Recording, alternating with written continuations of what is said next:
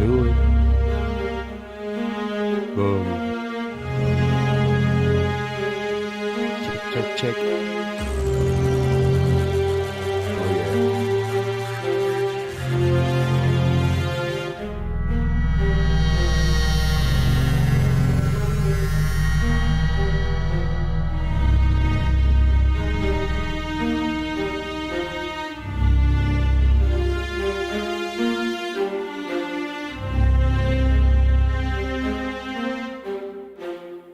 Oh no.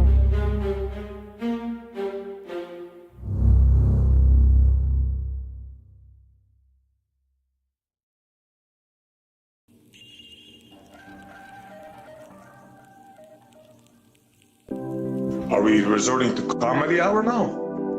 Obviously, Gravity, La La Land is reserved for special people that double speak, that say open is closed, closed is open. La La Land, we are in La La Land. Gravity, obviously. La La Land, La La Land, La La Land, we are in La La Land. Gravity, obviously.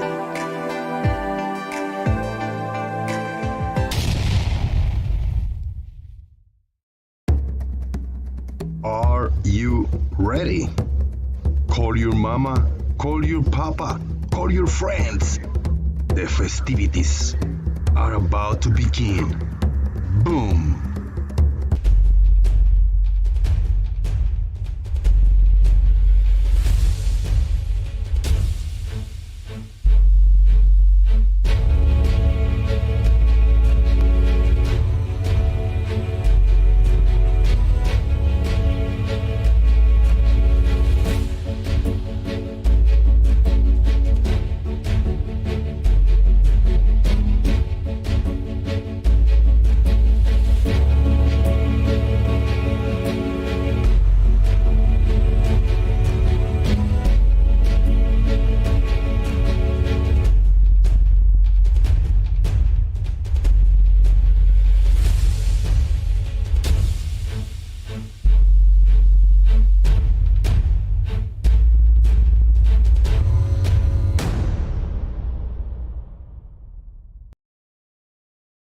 Boom. What's happening? Jose JG in the house. Florida, USA. Hello to the YouTube universe and Discord land. Discord land. I like that. If you are new, like John Hansen, like a god, or if you are old, like real sickness, like the devil, like a devil, whatever. Well, hit like on this video, share the show, give me money. There's a PayPal link everywhere, and there's a super chat. Hit me up. We will open the Discord server and join us if you have anything for us or for the audience. Let's remember. Let's think of this like a new game, like a new day every day. Let's do the reset today. Stefan Mudd feels new today. Very good. Justin Franks is here. Real Cygnus. The God, John Hansen. Citizen 9. Dawn to Dusk. Instacart Shopper. Martin, Farmer's Boy. Everybody here. And Farmer's Boy here in voice. What's up? Hello, I'm old. Are you old? Well, a bit.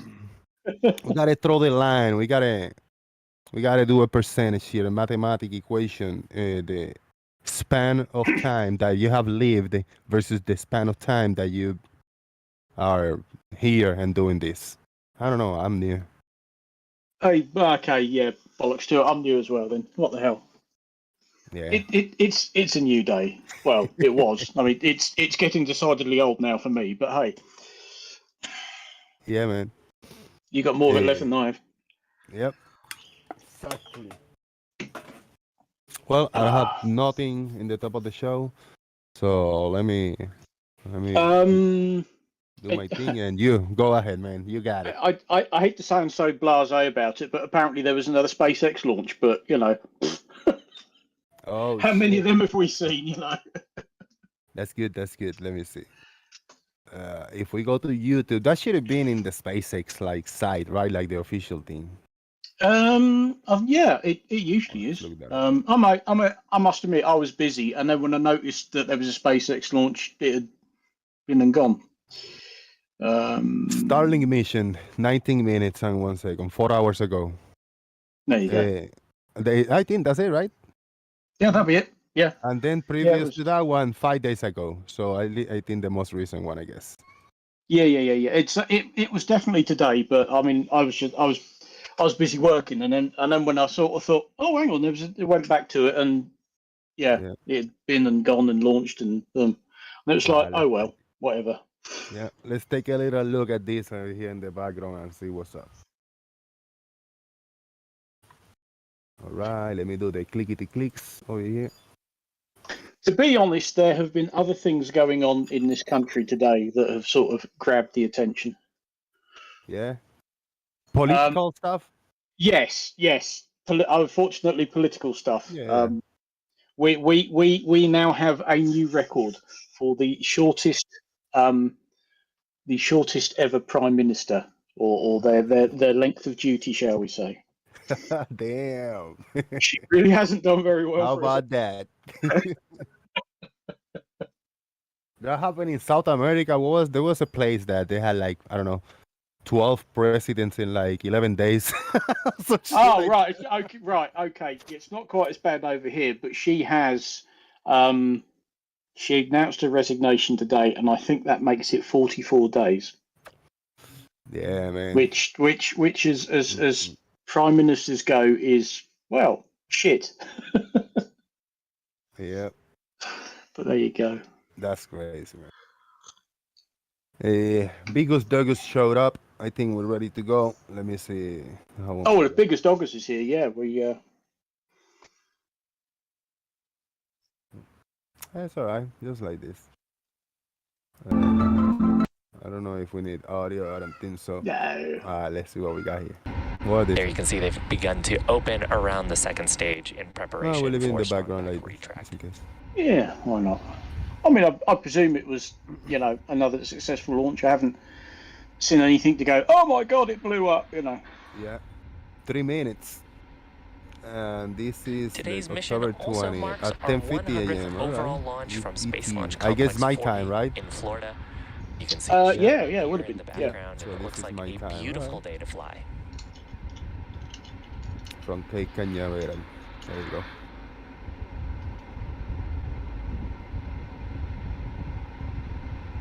So much money in these rockets. The building, I mean, these ones they recycle, right? The majority, like I think the more expensive stuff.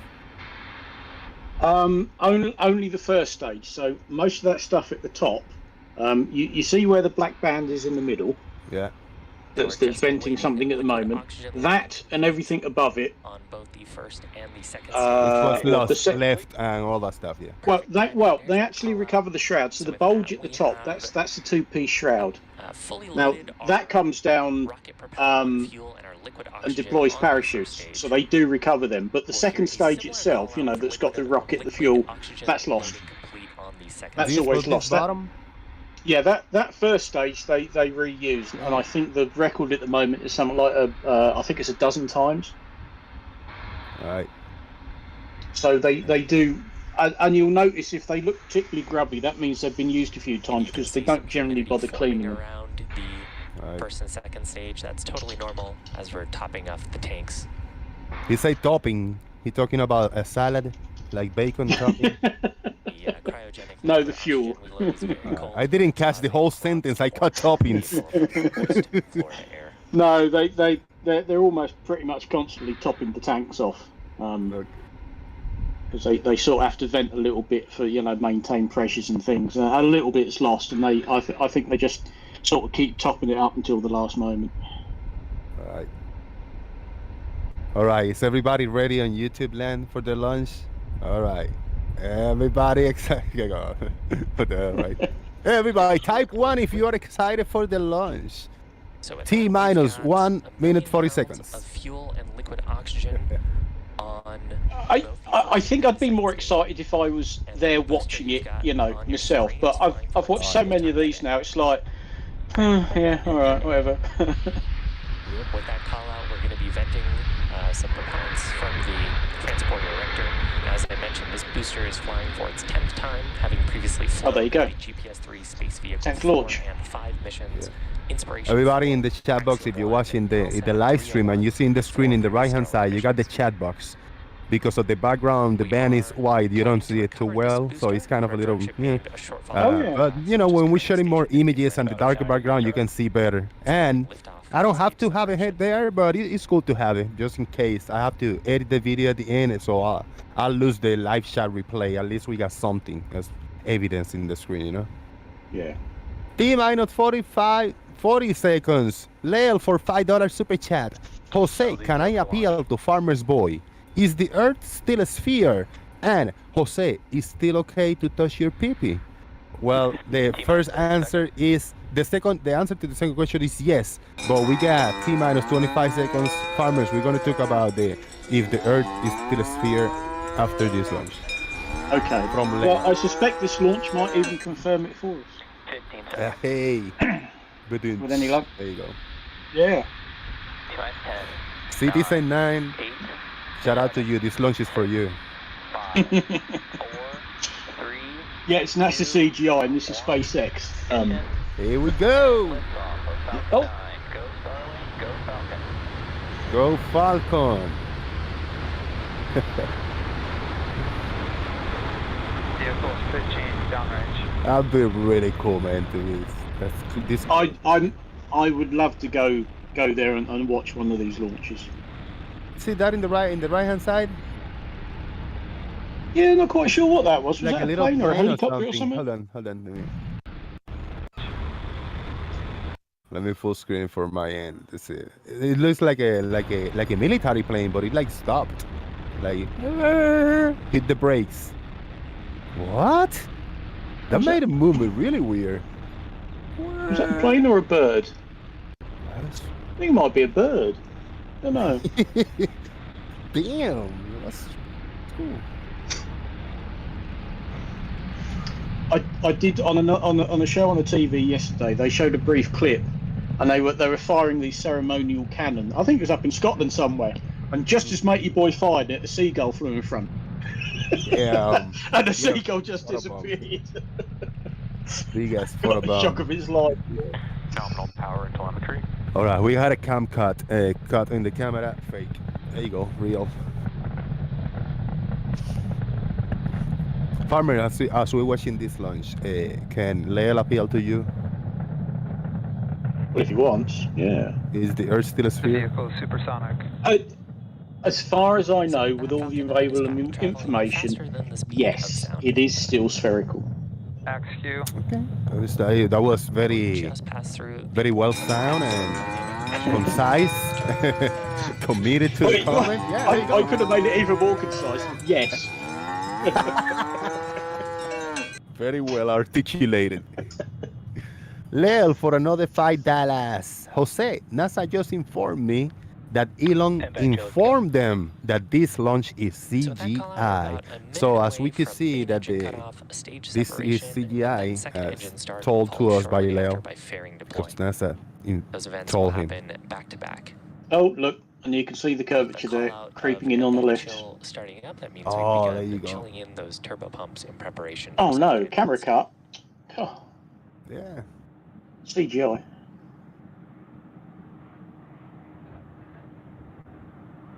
Ah, look at that. Yeah. Isn't that a cool shot? Whatever, that without is- even, yeah. Yeah, that is pretty cool.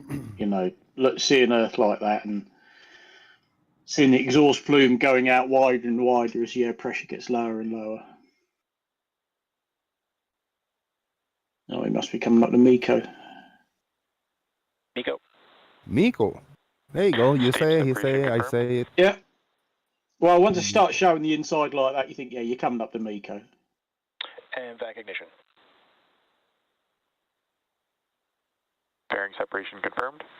CG fisheye. Fish Oh, lens. there they go. Those And you four should see them on the events complete, left-hand we view will in a be minute, I attempting to bet. recover both these Maybe. Oh, look at the again, to concave use in the on a right. future Oh. Oh, mission. you can see the fairing dropping away on the right. Yes, they used to have these ships that have got dirty, great big, huge nets above them, and they used to try and catch these shrouds. But as you can imagine, that's quite difficult. So in the end, they just said, "Look, they're coming down. They've got a parachute. Let them splash down in the sea. Then we'll go and pick them up." And then I think they give them a clean and a once If you're just over, joining us, we had an Right. and then they use them liftoff again. from Space Launch Because Complex 40 why not? 10:50 a.m. Eastern Very Time. important question about On that your as a screen, follow-up. Are on the there right-hand side is our rodents in second this? stage, taking Oh, In the 50 right? Starlink satellites to there orbit. might be. Let's And have a on the look. left-hand side of your screen See if is any our put in an first appearance. What an abrupt First cut stage from making what its you way say to me into asking for clarification about rodents. I guess that was a yes then. Oh shit, they saw one quick. Yeah, very nice. Oh dear. Oh, there he goes. Oh, No. there he goes. Oh, he threw himself off. He'd Love had it. enough of life. That's it. I'm going. Bye. Yeah. Space rodents, honestly. When they first said that, I couldn't believe that. I thought, oh, come on. That's silly even for you lot, you know. Perspective, compression, field of view, etc. That's Yeah. what's happening here. Oh, is that why? Or is it just because Earth's a sphere? You know, because Might be too. Occam's razor, you know. Well, we got Gary. It's another wonderful flat Earth day. that today marks SpaceX's 186th Doesn't look it from what I'm seeing. overall launch. And as I previously mentioned, it's the 10th flight for this first stage. It previously flew the GPS Space Vehicle 4 and 5 missions, Inspiration 4, Axiom 1, Nilesat 301, and 4 Starlink missions. So is That's any cool. of this the one in the left is going to come back down, right? Yes, exactly. Yeah, the one on the right The first is stage's next still major milestone will climbing. be It's its still entry going burn, up where because we you will can see the ignite 3 engine's still Merlin burning. 1 So engines. and if you look at the figures, Both vehicles are following. yeah, the figures on the right shows that it's gaining altitude. It's still And increasing the in speed as well. Still has a few minutes to go. Whereas here. the first Its stage and the second figures on the left, one just after 8 minutes into the flight. still increasing speed a little bit, but I'm sure they'll do a burn in a minute, and that'll make all the difference.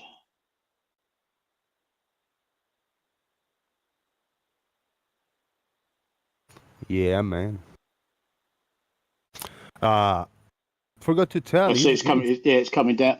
It's coming down now. It's gaining now you speed, noticed, but yeah. it's coming down. Now you can like visually see it coming down. Yeah. You can see forgot to say 108, it's, 107. it is cold over here. It's like 55 Fahrenheit for the past like 48 hours, like straight. Yeah. But this morning was cold. It was colder. It's not been Out of cold over nowhere. here, but it's been what people think of as typical British weather. It's been raining, it's damp, it's been misty and foggy, and really, frankly, bloody nasty out there. Just you look outside and you think, I don't want to go outside. But that's typical autumn weather over here, I'm afraid. Leel for $5 super chat. Is the view that we see have to do with compression field or the fish islands? No. Well, I think there is a bit of compression. Stage There 1 is a little entry bit of burn barrel startup. distortion, but Stage 1 FTS is saved. we're seeing the curvature of the Earth because it's a ball. Oh, there we go. So with that, first stage is doing a burn. Look at the speed drop off. To slow down for atmospheric re-entry. This burned pretty quick, just about 20 seconds long. No, Dan, it's not escape velocity. You don't need escape velocity when you're trying to put something into orbit.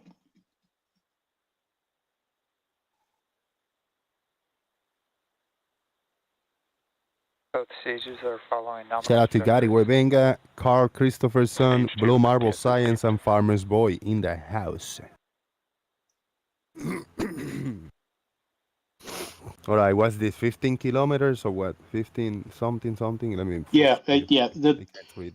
Of those two figures, the one on the left So is next the major speed in milestone here kilometers an will hour, be the landing burn start for the and first the very much smaller figure is the height in kilometers. And you can see it's dropping considerably and it's slowing The down. sequence there will be landing burn start. But it's going Stage 1 fast, yeah. transonic. It's still going at a hell of a Slow and speed, slow, you know. yeah. The first stage is traveling near the speed of sound as it's transitioning through the Earth's There atmosphere. you go. Uh-oh, froze.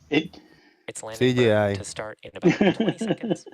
A glitch in the Followed video, shortly that's after by fake. landing leg deploy, and around that same time we'll hear a call out for second engine cutoff on the second stage. So now at 4 kilometers altitude, it looks like more. Yep. 3.13, 2.9, 2.8. It's still coming down at a hell of a speed. Yeah. Holy shit. There we go. Well, There's the that's landing it, burn. because So it's going really fast. Stage 1 landing burn. it leaves it to the last moment Oh, and there then you just go. goes right. First stage has lit Brakes one on. engine to prepare Give it for a burn. landing on our drone It's Here station. she going comes. fast. And of course the I legs come hope- out at the last I moment. hope we can see it. Don't be stopping on me. Landing leg deploy. Oh, legs out. Down it comes. There you go. And There you go. Stage 1 landing. there it is. Well done. And back shut down. Very nice, very nice. Acquisition of signal in Finland. So a few things called out there. First, There you Falcon go. 9 has Orbit landed. insertion. That And- marks the and if I 40th can- landing of this if I could year, just answer a 141st stupid question in the overall side landing of chat. the Falcon 9 first stage. Dan, how fast do you think the Earth rotates? Now, you also heard after that there was a successful second engine cutoff and a nominal orbit insertion. With the completion of today's launch, it marks There we go. SpaceX's 48th successful Yeah. Falcon 9 mission of Very 2022. nice. Blimey. Did he say 48th Yeah. of this year? Just this year? As you can Christ. see now, our There you go. And that was SpaceX, the latest launch from a few hours ago. There you go. How you doing, Blue? You here? Hey, Jose, what you up to? Hey. Just here. Thursday festivities in the boom and see if we can make a little combo here for a few hours. See what dumb and what derp comes out of the interwebs. Hell yeah, there'll be some. Are they getting upset over there? Yeah, neighbors arrived. They got a big dog, and yeah, there you go. We Ah. haven't heard it in a long time. They haven't been there. Leal for another $5. Did they just say transonic? That going to upset LGBTQIA plus community. Hold on. Did they say transonic? That is going to upset the LGBTQIA plus community. Yeah. Oh man, I don't even know how to say those words from heart or not reading them. Well, LGBTQ. Oh, yes, Yeah. yeah. It's what a Okay. mouthful. Ah, what a mouthful. ABC, ESG. No, I think trans belonged to a lot of other things way before it belonged to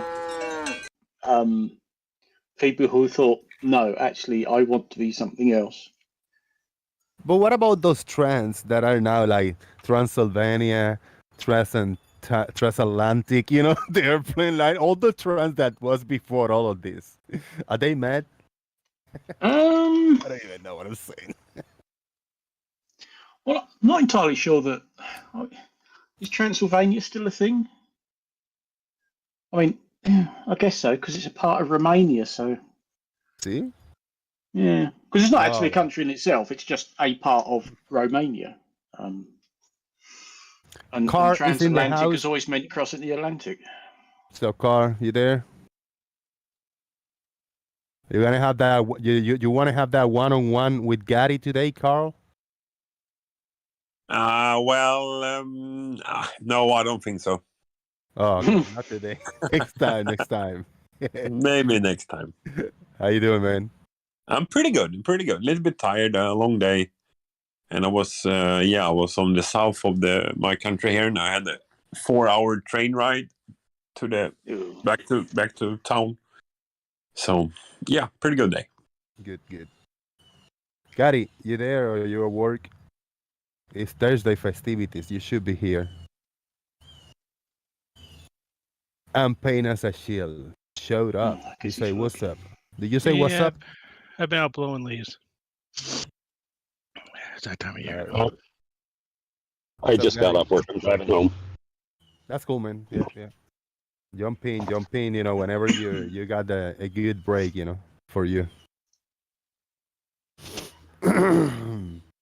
I was thinking about something that Farmer says earlier about topping off the tanks on the SpaceX. I think I heard this might be like a rumor or something, and it might not be SpaceX, but it might be some sort of early missile test or something. They had like a problem with leaks and they had the solution to that. They had a guy that had a pretty good nose on a cherry picker go up and sniff and see if there were any leaks. And this is sort of supposed to be a real story. I'm not sure, but I don't know if you heard about that, Farmers. I've not heard that one, but that doesn't sound entirely implausible. I mean, some of these fuels, the stuff they're using, if it leaks, you're not going to see a liquid. You know, this sort of stuff's going to instantly vaporize, and you might well have a job spotting it. But if they have a distinctive smell, and you've got somebody who's got a very good sense of smell, you know, hasn't been a smoker for 40 years or something like that, like a dog, like good nose spots. Like well, yeah, I mean, dogs have very good noses. But if you've got a guy who's got a good sense of smell, then yeah, send him up in the cherry picker, and he can. Nope, smells fine to me. Or he can go, hang on a minute, there's a funny smell here. You know, they spray some tutti frutti cologne before, you know, and then they let it sit for 2 hours, and then they say the sniffer, go sniff now. If you smell something besides tutti frutti, we're screwed. You know. I mean, I sounds about right. That sounds good. Something, right? I could see how that might be a thing, that they might rely on a guy in his nose, because certainly historically, some of the fuels they've used have been pretty nasty chemicals, and no doubt have a very strong smell to them. In fact, you know, they're that sort of stronger smell that you don't actually want to really go sniffing the stuff, because it's not going to do you any favors. So I could see that might be a thing. You know, it could be quite an. What you say, an easy solution to could be a bigger problem, and could be like, how do you do it? Should you have some detectors? And you know, they're quite sensitive to set up and hard to get calibrated and stuff. And kind of with a big nose, just go up there and sniff. Yeah, could work. Go on, Carl. Go. Yeah, say Carl, because it's Carl. It's always Carl. But yeah, go up there and have a sniff and see what you think. And you know, you can have a good sniff and go, no, I think we're good to go. What could be. What was the guy's name? The sniffer. Oh, it's bound to be Carl. Carl. Yeah. Well, it might be Jeff. I wouldn't send Jeff up. Yeah, it's Jeff right there on screen. The guy that did that job for us. I could see, because you know, sometimes engineers come up with what seem to be strange solutions, but you know, sometimes the simplest solution. Well, is it leaking? Oh, go and have a sniff and see. You know. Or you might know this, Farmers. The SpaceX fuel, but are they hyper garlic? Is that a thing? Like self? No, the stuff they use in the first and second stage, it's, if I remember, I'm trying to think of the name of the fuel, but it's very, very similar to petrol, or kerosene, as the Yanks like to call it. It's that, and I believe they've got that in a liquid form and liquid oxygen, because obviously, you know, to burn a fuel where you've got no atmosphere, which ultimately they do, you need an oxidizer. And I'm fairly certain it's very similar in chemical makeup to petrol, which is why you get so much soot, and that's why that first stage gets so filthy when it's coming back down, because when it does its re-entry burn and its landing burn, all of the exhaust fumes are basically coming up over the length of the first stage, and that's why people like certain people who are outstanding in their field get confused when they see a white rocket go up and a black rocket come down, because it's now covered in soot. And if you've done that a few times, like the one we just watched, that was its 10th launch. So you can imagine that after a while, they can get quite grubby. And that's why suddenly when the landing legs open up, it's like, oh, look, there are white bits. Yes, because all that time, the white bits behind the landing legs have been covered up by the landing legs, so they don't get covered in crap. True. Then but you need some sort of flame or sparks to ignite that, right? Yes, yes. Yeah. The hypergolic fuels, they tend to use these days sometimes in sort of their reaction jets when they're trying to change direction. Although I think SpaceX uses nitrogen. I think they're liquid nitrogen. And is that was that also with the? I mean, I remember seeing some pictures of the space shuttle. They kind of, it's a little bit of almost like a cloud of sparks. Is that the thing that ignites that? Now I'm thinking. Do you know what I mean, farmers? Like when you see this. Yeah, just before they launch, they actually light the rockets. You can see these sparks spraying out. Now, if I remember rightly, that's there so that if there's any fuel vapors that have leaked out or escaped in any way, I think the sparks are there to sort of burn it off before they light. I think it's. I don't think SpaceX has to do that. You find that in rockets that are fueled with hydrogen. No, he said the shuttle. Specifically the shuttle, because if you watch the shuttle launches, particularly the ones that they filmed, and you watch them in slow motion. The Delta rocket they just launched, the last one, I would do that too. In fact, it would catch on fire for a few seconds. That's right, and a big thank you to Peter G. Yes, the fuel that Falcon 9 uses is RP1, rocket propellant 1, or refined petroleum, and it is a refined version of kerosene, or what we'd call petrol over here. So it is. I thought petrol was gasoline. Is petrol kerosene? Oh, hang on, I get confused. Which one's kerosene? Kerosene's the one you. Oh no, we call it paraffin over here. That's right. Paraffin, yeah. Paraffin, yeah.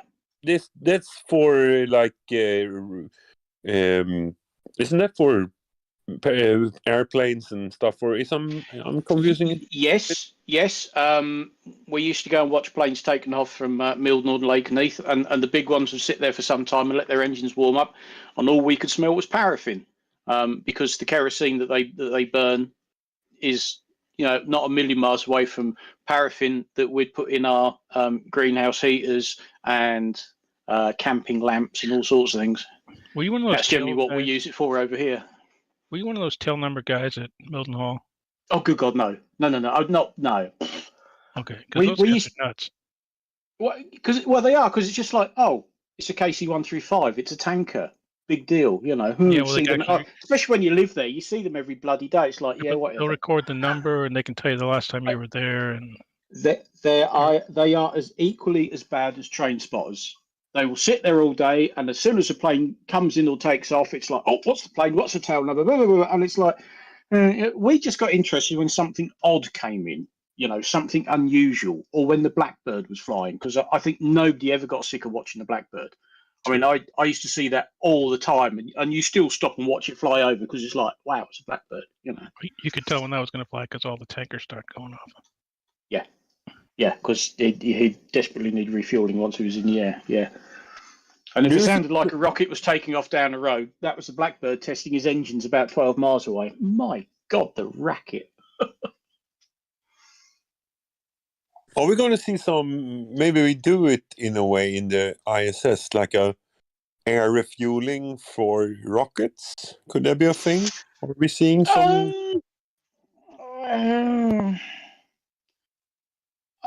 It's not something you're going to do mid-flight. Certainly not going up to orbit, because, God, it's bad enough doing it between two aircraft, let alone something that's madly accelerating like that. Once it's in orbit,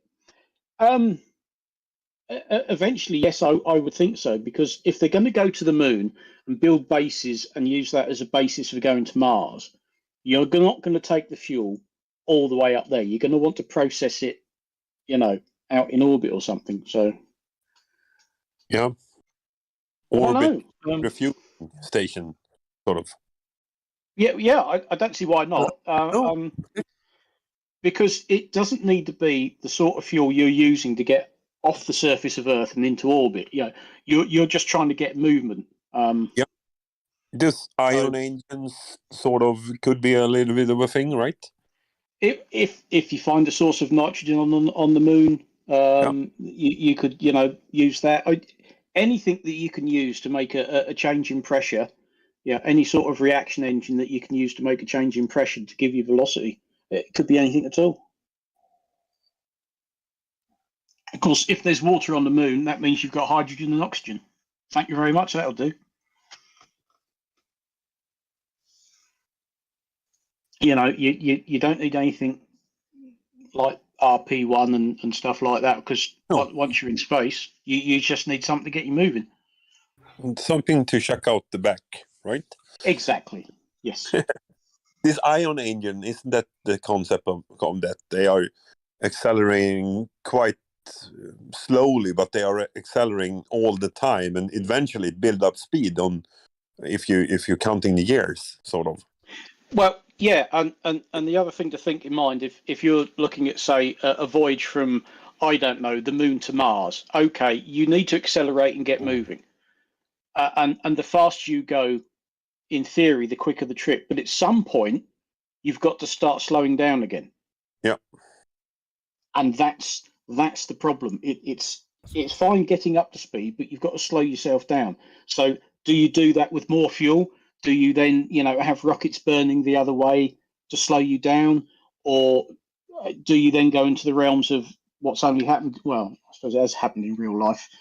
Things like aero braking, where you have something in front of you that hits the outer edge of Mars atmosphere and slows you down like that. There's all sorts of things, but that's the problem. Yeah, you can put your foot down and get going really fast, but at some point you're going to have to slow down again. Otherwise, you're just going to go sailing past Mars and wave it goodbye.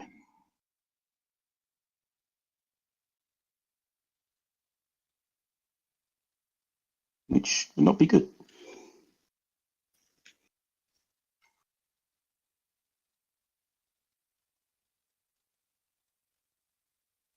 Let's talk about what's important now. Proof.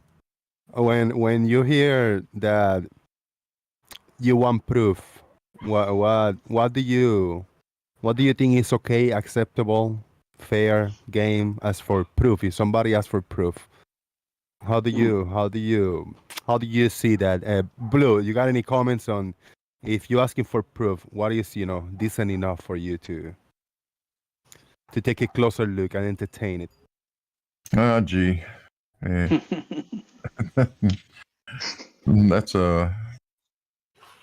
an interesting question. I mean, you can that word proof is a little dangerous in a lot of ways, and it can be interpreted lots of different ways.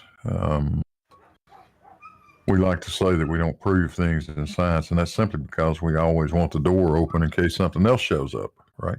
Yeah.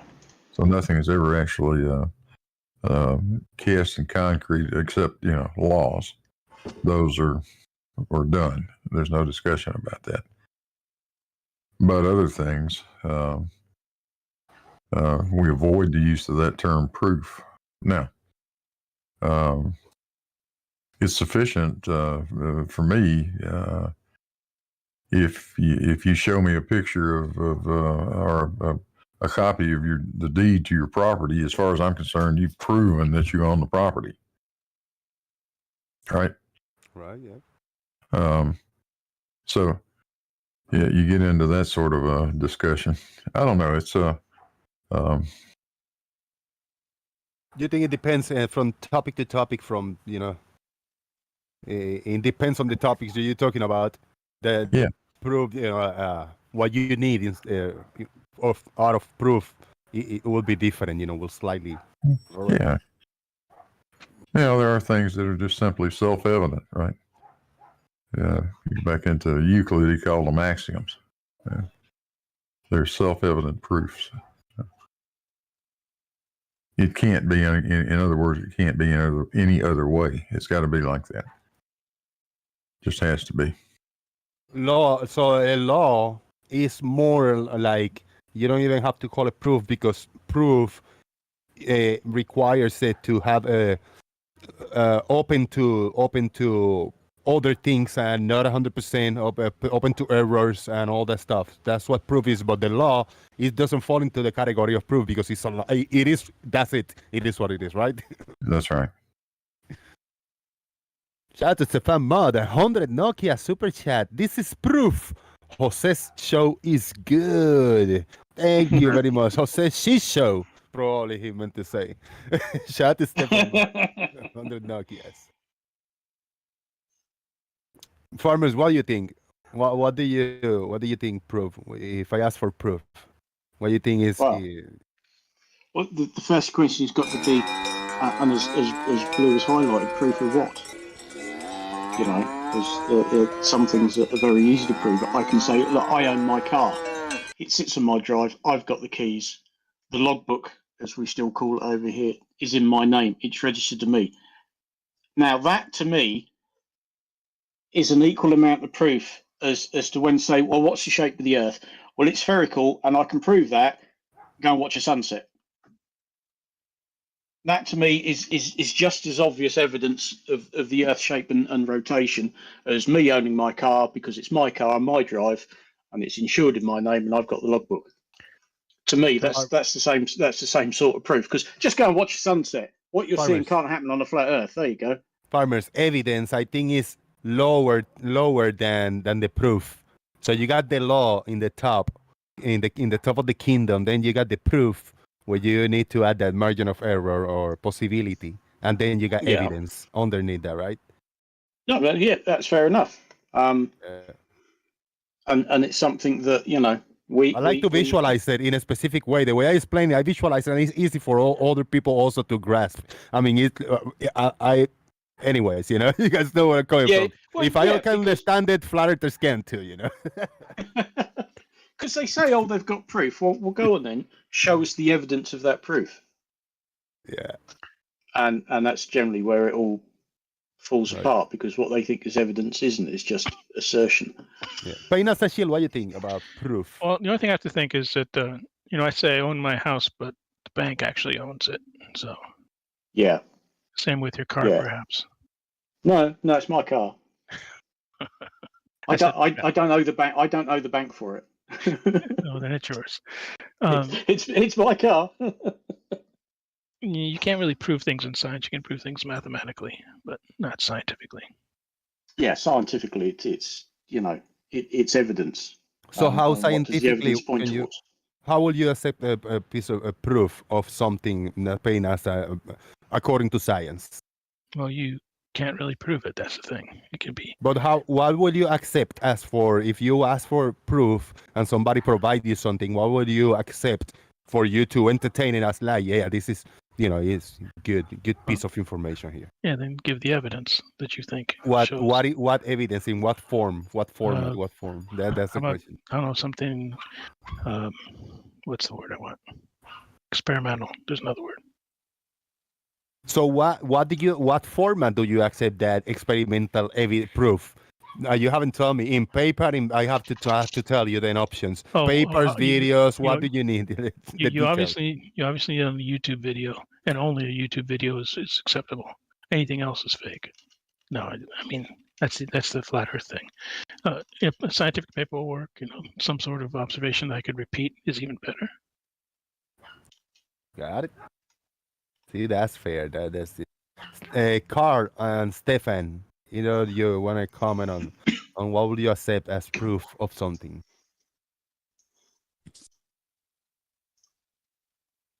Go ahead, Carl. Go ahead.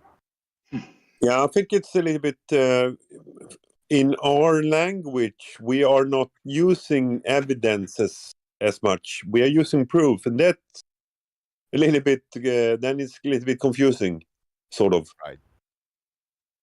So proof is sort of evidence in everyday common language here in Sweden. So that's a problematic in a way. That's what I'm thinking.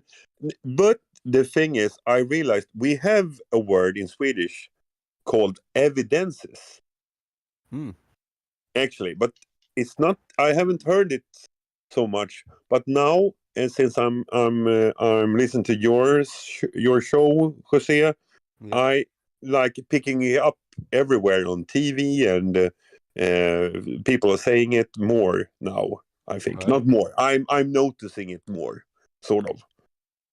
That's cool. Yeah, cool, man. Yeah. It's understandable. Lubo says that the best rocket fuel is with its incoherent speech acceleration because its acceleration is bottomless. Shout out to Lubo. Yeah, if we could run the Earth on hot air generated by flat earthers, we'd. You have think it the will work? infinite- Yeah. We'll get enough. Oh man. So what if that now we go to the second part. Irrefutable proof. Now I'm adding an extra word. You can add 1,000 words, but the one I heard recently was solid proof. What in the fuck do you mean by solid proof? What would be? What would you accept as solid proof? I mean, please explain me. If I'm talking to people on the internet, how am I going to ask for something solid? Like something is not going to materialize because you say, "All right, Jose, I'll give you the pancakes right here. Open your arms." Brrr. Now I got a solid proof of the pancake in my hands. I guess that's the only way, right? You show me a video of you making the pancakes. If you show me you live streaming making the pancakes and you say, Jose, here are the pancakes, that's not solid proof that you made pancakes, I guess, right? Please help me out here, guys. Oh, I don't know. Sounds pretty solid to me, but then I'm not a flat earther. Exactly. What do you think is behind I'm them not going when to they say, solid? that's CGI. Really? Yeah, but it's solid. What will they accept as solid? What via the internet?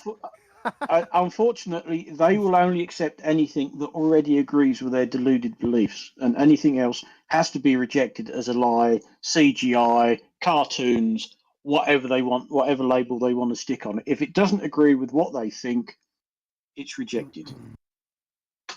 Simple as that. You know, that's why they reject. Photos from space. Well, they must be CGI. You know, gyroscopes picking up the rotation of the Earth. No, it must be a secret NASA plot or something. Because they ask for evidence, you present it to them, and the power of compels them. Is there such thing as solid proof, Gary? Gary, what do you think? Or that's I don't know, weirdly termed. You don't have to put solid in front of proof. Proof is proof. What the fuck about solid? Yeah, I thought so. There's no different genres of proof. So you don't have to say solid proof, or pretty proof, or pink proof, or I don't know. Pink proof. Oh, I like them proof or something. Them proof. How good is this proof? It's pink. Well, I'm sold. Yeah. You can say for me.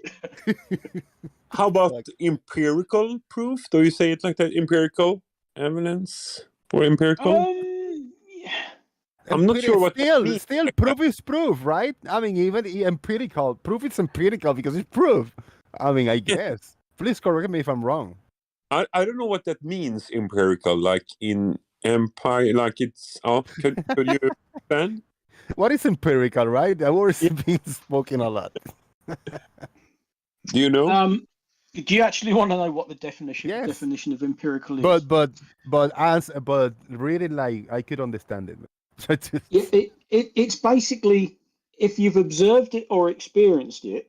Yeah, if you've actually seen it or it's actually happened, that's considered empirical.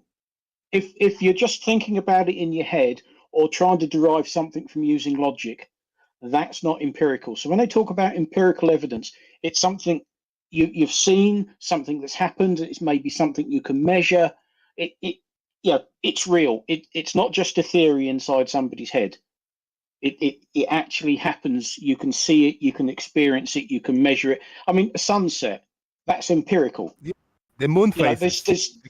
Moon phases, they're empirical because you can see them.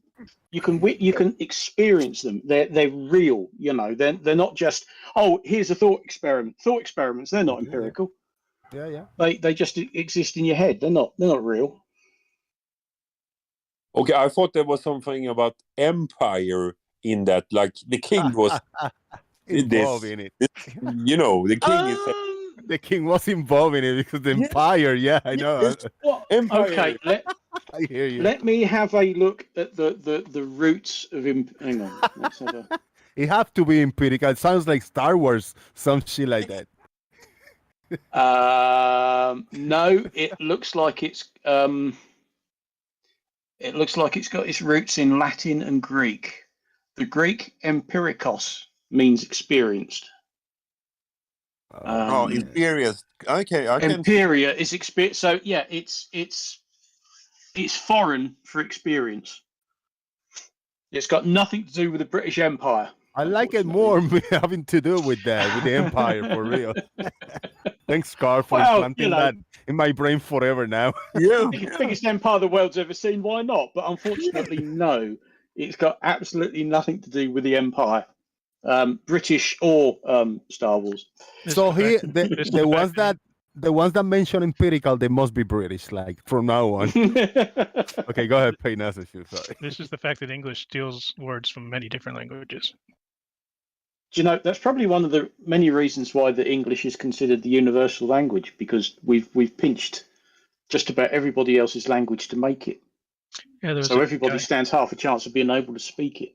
There was a guy who got in trouble for using the word, I don't even know if I can say it, and it was the N word, only with Ali on it. So it's, anyway, it's a word that sounds a lot like the N word, but it means cheap. Yes. Yes, I know. Dare I say, it's got nothing to do with the N word. That's correct. It just happens to sound like it. It comes from a completely different origin, and this guy almost got fired from his tenured position because he used the word. Because the people in the audience were too dumb. Well, okay, let's go for it. The word it comes from is niggard, Niggard. So niggardly is, and this description is brilliant, sordidly parsimonious or stingy. So if you're niggardly, you're a bit tight. You know, you're tight with your money and everything else. You're a bit stingy. That's what it means. It's got absolutely nothing to do with the N word. Then there's this plant that has it's a plant that puts out a seed. They called it rapeseed, and they decided well that wasn't very good, so they changed the word to Niger, which is Niger, which means black. And so they said, oh, that's too close to the N word, so they changed the spelling to Nyjer. So over here in the UK, it's still called rape. You'll see lots of yellow fields over here at a certain time of year, and people say, "Oh, is that mustard?" No, that's rape. Yeah, we don't call it. That's a field of rape. That's rapeseed. Tiny little black things. You can't put them in ordinary trailers because it flows like bloody water. Yeah, your trailers have to be virtually watertight to be able to harvest this stuff because they're tiniest little black seeds. That's where you get rapeseed oil from. Right. Well, we call it. That's what it's called over here. Anyway, we didn't bother with this changing names nonsense.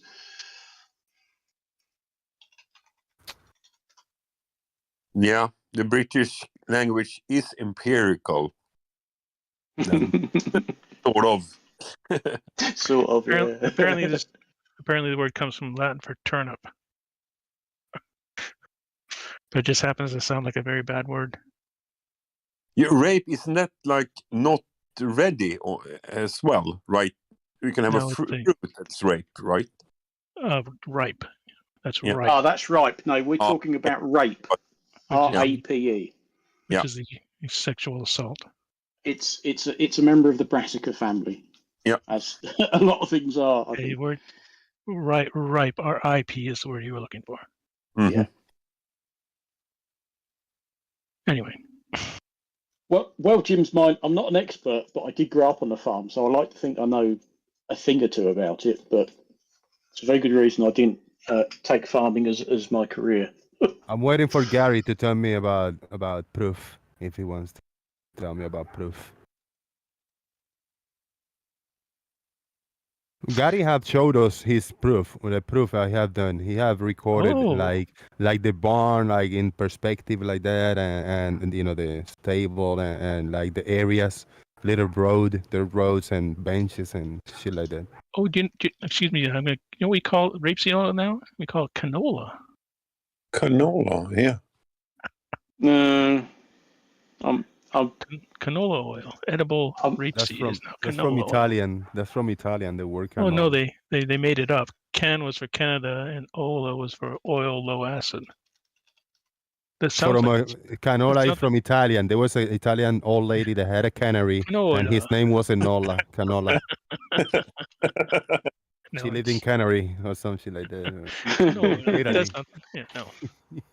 Well, as far as I know, we still call it oilseed rape. Perhaps my dad never really grew it, so like I said, it was too much bloody effort. How about the proof is in the pudding? Then what's that about? The proof is in the pudding. Pudding. Oh, proof in the pudding. In pudding, sorry. Yeah. It's in the details, or what's that depression about? If I tell you I cook a mean pork leg, like so good, pull apart when you eat it, is so juicy and so delicious, explosiveness of flavors, and you say like, no, I don't believe you. I say, oh no, here, boom, and I pull the oven, I pull a big chunk and I give it to you. When you eat it, like, oh my God, this is the best, so explosive, so juicy, so tender. Just like you tell me, you see, I say, you see, the proof is in the pudding. I could tell you 1,000 times, but until you test it, then you wouldn't know, because it's. I mean, it was with a pudding. The same example with if I'm making a pudding, I tell you it's the best, and you eat it. Oh yeah, the proof is in the pudding. It's not what I say. It's not what I show you or other people tell you. It's when you taste it yourself. I don't know. I'm making that up. That's basically what it means. The proof is in the pudding is you test it, and to prove a pudding, you test it by eating it. But that's the individual. I was just rambling with nonsense. No, you weren't far off actually. But then we get in full circle. If it's empirical proof, it's experienced. Then I have tasted. Cool. Carl, what's your primary language? It's not English. It's Swedish. Swedish. Okay, thank you. I was gonna say, because you're asking some interesting questions that. Carl, it might be some language confusion going on. Yeah, that's... hold on, Carl. If you're Swedish, you must have seen the movie Midsommar with Florence Pugh, and it freaked me out. I don't want to go to Sweden. Is that real? It was trippy, man. It was weird, strange, and I don't want to mess with it. Proof of the pudding is an example of one of those old sayings that's been sort of mucked around and shortened with, because the saying, as Biggerstockers actually points out, is the proof of the pudding is in the eating. That's how you test a pudding. You have to eat it. Until then, you don't know. It might look bloody wonderful, but when you eat it, it might be rubbish. So the proof of the pudding is in the eating. There you go. Exactly what I say from the top of my head. That's logic right there. Because the other one that gets mucked around is they say you can't have your cake and eat it. What it actually is you can't eat your cake and have it. In other words, you can have one or the other, but you can't have both. Yeah, you can't eat your cake and still have it because you've just eaten it. But it's got twisted around to you can't have your cake and eat it. Well, you can have it, then you eat it, then you haven't got it. It's actually you can't eat your cake and have it. So a lot of these sayings they get mucked around with, and then when you actually look at them, you think, well, hang on, that doesn't make sense. Well, no, of course it doesn't, because you've got it arse about face. Yeah, that's the possession of the language is getting shortening, sort of, and it's also interesting if you kind of translate sort of expression towards each language, and it gets a bit funny. Oh yeah, you can't translate. That's how languages evolve. Yeah, a lot of these sayings make no sense if you translate them. No, I had that happen to me just 2 days ago. We have an expression. If I tried to sort of directly translate it, and it goes something like this: making magic with your knees in Sweden. With your knees? Knees, and that's kind of doing the impossible thing. You can't really make magic with your knees. Right, that explains it. Making magic with your knees. How the bloody hell do you do that? Yeah. You can't. Exactly. Right, gotcha. Blue, go ahead, man. What is it? The proof is in the pudding. Oh, yeah. Oh, That's Blue it. is from the part of the country that has a lot of these sort of sayings. Yeah, we do. And for the record, I had the answer to all 23 of the previous questions correct, but farmers beating the draw 23 fucking times in a row. Oh shit. No, Blue comes from a part of the United States that's famous for these sort of sayings, if you will. What was the one you had the other day? You find the ground faster than the woodchuck or something. Oh, hell, I don't know. That was one of Yeah, those. cool. Okay. Oh, the homesick gopher. Yeah, that was it. The homesick gopher.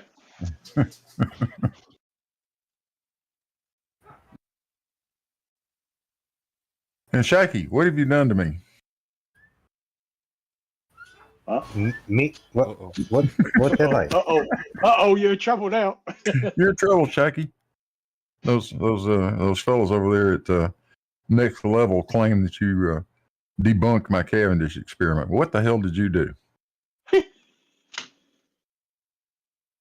I don't have a clue. I haven't been there a month. Oh, dear. I was pretty sure that was going to be your response. How did they debunk Cavendish now? I don't know. No, they did. I did.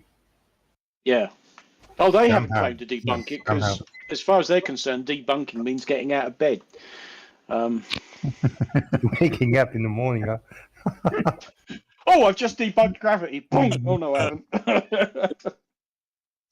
Yeah, you're getting up in through your bed, like up, you know. Bunk beds. That's what we call two beds, one top of the other. Bunk beds. Yeah, yeah. All right, guys, Yeah, we got it. That's as close as they get to debunking. We got the second act of the show to do a shout out to everybody still watching. 32 watching. Please hit the like, share the show, support. If you hit me up with a little support on PayPal that I need some, anybody, tag me. I'll check it every once in a while. Super chat your questions, but no thanks coming. And Gary is still getting all set to set up a home to talk to us. No thanks. Proof. When you hear the word proof, do you ask for proof sometimes on the internet, or do people say this is my proof? What do you think about proof? Hey, what's up, man? How you doing? Good. Good. What was your question? Have you asked people for proof of something, or do people tell you this is my proof of something? What do you think Yeah. about that? Yeah, I'll What say is good prove it, proof? but I don't really What is- mean prove it. Yeah. If I say, when somebody makes a claim, I say prove it. I don't really mean it. When I say prove it, I just mean that's bullshit. Because can somebody present proof via the internet over here, like through the internet? Can they present proof? Yeah. If you're willing to accept it as proof, then it's proof. Yeah. What would be acceptable, you think? What would be decent, fair enough, fair game? Whatever you accept that fits every other proof that you decided on. Yeah. How about you? What would you accept? What do you think is good, For proof of what? good format of proof of something, of anything? Give me an example of, you say, if I ask for proof of this and I'm presented this, then that will be acceptable or not. Or I mean, it working in reality is always fun. So, for example, to have better understanding, man, I'm, if I'm not giving Like if direct somebody examples, I were don't to understand. say, if somebody were to say, "Hey, water is dry," I can prove it. I wouldn't even. I would just say, "I'm sure, prove it," and walk away. I wouldn't care. It's wet. Water's wet. That's it. So you would go and put your hands in water, put water in your hands, and you'll know that's it. That's it. Yeah. Somebody would say, "I can prove that water is dry." So well, that's what I mean by it needs to be based in reality. Something in reality. Right. What if I tell you I can prove you that I'm driving a 90 miles per hour on the freeway right now? Yeah, so I would just believe it. Yeah, based on like my my already formed beliefs of cars, roads, people driving being something you have to do often. Yeah, Right. so I already have other proofs that allow me to believe this proof. Well, that you're one last driving. example. Yeah, one last example. If a friend or somebody call you like, dude, I'm right now in a fucking jet. I'm like 100,000 feet over the earth, looking down. It's so fucking crazy, and I can prove it to you. Do you think he can prove to you that he's in a plane flying at that altitude and all that shit? Well, the first thing somebody would probably say is, "No way, prove it." And the second thing they probably say is, "How'd you get on an airplane?" Right? Because they're still looking for proof, even after you send them the picture. You could send me a picture of you on this jet, right? I think, yeah, right, prove it. You send me a picture, and the next thing I'd ask is, "Wait, how did you get on a jet?" Because I still don't believe it, even though I saw the picture. This is just an everyday occurrence for everybody. And he said, when I was in the jet, I actually could see with my own eyes, like the earth is not flat, bro. You just where you perceive things from up here, it can't be flat. If they tell you that, can they prove that? Well, I mean, it's not flat. There's trees, there's hills, there's Yeah. up, But there's down. at the big picture, the overall, I mean, you know. I mean, I would say, how can you see from a jet the entire Earth? I mean, that's what first thing that would come to my mind. Is there a way that person can prove to you that? I mean, that would be what he saw?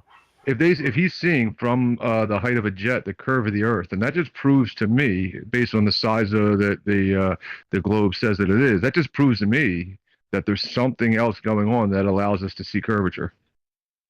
He didn't say like that. I can see the curve, but I can see that the earth cannot be flat because the way it looks, it looks, actually, yeah, the curve, not the curve of the earth, but the curvature. You can see that there's curvature involved in what you are seeing and witnessing. I don't know. Yeah, I guess you'd have to explain further. What do you see, man? So there's no way to prove you that, right? As you say, I don't know. You know what he's seeing. What is he seeing that tells him the Earth is curved? The expectation on the mind of the earth that if you keep going higher and you can see more and more, but there's a limit to what you see. I mean, and it looks like it's just not even if you clear the air, nothing. You just don't see anymore. It's gonna stop right there. I mean, it's the way the perception works. Yeah, I mean, I don't know this exact scenario, right, that you're putting forward. Like, not a lot of Globers make the argument anymore that, look, you can see the curve of the Earth from an airplane. I don't really hear anybody say that anymore. No, nobody says that, and you just shouldn't see it as for like curve of the Earth. No, but you can actually see the effects of the curvature. Not the curvature, but the effects of it. Yeah, then I would just be curious of what he's seeing from that. What do you think you see from the height of a jet that tells you the Earth is curved? Right? I'm not sure. How about a little higher than like those rockets? The rockets that they launch up. Yeah, I'm not sure. I mean, what do you see at that height now? I mean, you've seen many videos, and you can see the Earth as it gets further away. You're gonna have this horizon that is gonna just stay there. You're not gonna go further than that horizon. So if it was flat, you would expect to see a vast everything until it just fades into a nothingness. You don't see that. You see that horizon where everything stops and start dropping from your. I wouldn't expect that. I wouldn't expect to be able to see on forever. I mean, I can't see anything forever. Why would I expect to see horizon? Different? Would you expect to see a division then? What should you see? Like a hard line. So if you can only see so far, and things go on forever, what should you see? Is that like kind of the question you're asking? Yeah. So like what the question is kind of just a loosely, kind of topic. Give me what you think. Yeah, what should you see on a plane if you're on a plane? No, imaginary. Let's go a little higher. Just no. I mean like a plane, in planar in nature, not an airplane. On a plane, like if it was a plane, land, if it was plane, you say, or not? If we see planar in nature, right, in like one direction with like coplanar points all at the same elevation, like how would we see? I don't think like that. I don't think none of that shit. I just see things, I just perceive things. I just, analyze things and logically, come to a conclusion. Yeah. So if we get higher, if we get higher, what should we expect to see, regardless of where we live, or? I'm not sure. Is that the question? Yes. Could you keep seeing more and more and more until like, what will I cannot imagine if it was a flat surface where I live, a gigantic flat surface. We don't have to mention the mountains and hills and holes and none of that shit. We know, but as we go further away, all those stuff becomes small. So it will become like a unison surface that where we live in, I cannot perceive how there could be a horizon in there. I mean, I know there's going to be the sky, but if I can imagine a plane, it will be a fuzzy line that will just disappear. You know, it's just get so mushy and so fucked up. You cannot even see a clear division, the sky versus the earth. But in a globe, you're going to have that hard horizon, and you can't, I mean, logically, you know what's going on about curvature. Well, I mean, I don't know. I mean, do I? I don't know. So like, whatever I can. I mean, one should perceive it like that. Well, I don't know. I mean, just like what for 1 second we were wiping it clean, and we don't know what to expect. We're not even taking the assumption on the shape of the Earth or anything, right? And then in the next second, all of a sudden, now we're seeing curvature again. I would just break it down to simple things like why can I see anything in the distance? Can I see it in the distance if it's dark? If there's no light being shown onto something, should I be able to see forever on a planar surface if there's no light? Yeah, it will become a fuzz. What will become the darkness will become fuzz? The surface is going to go away. It's going to get so small, and it's going to become a fuzz, and it's not going to be a hard division. It's going to like melt between the earth and the skies.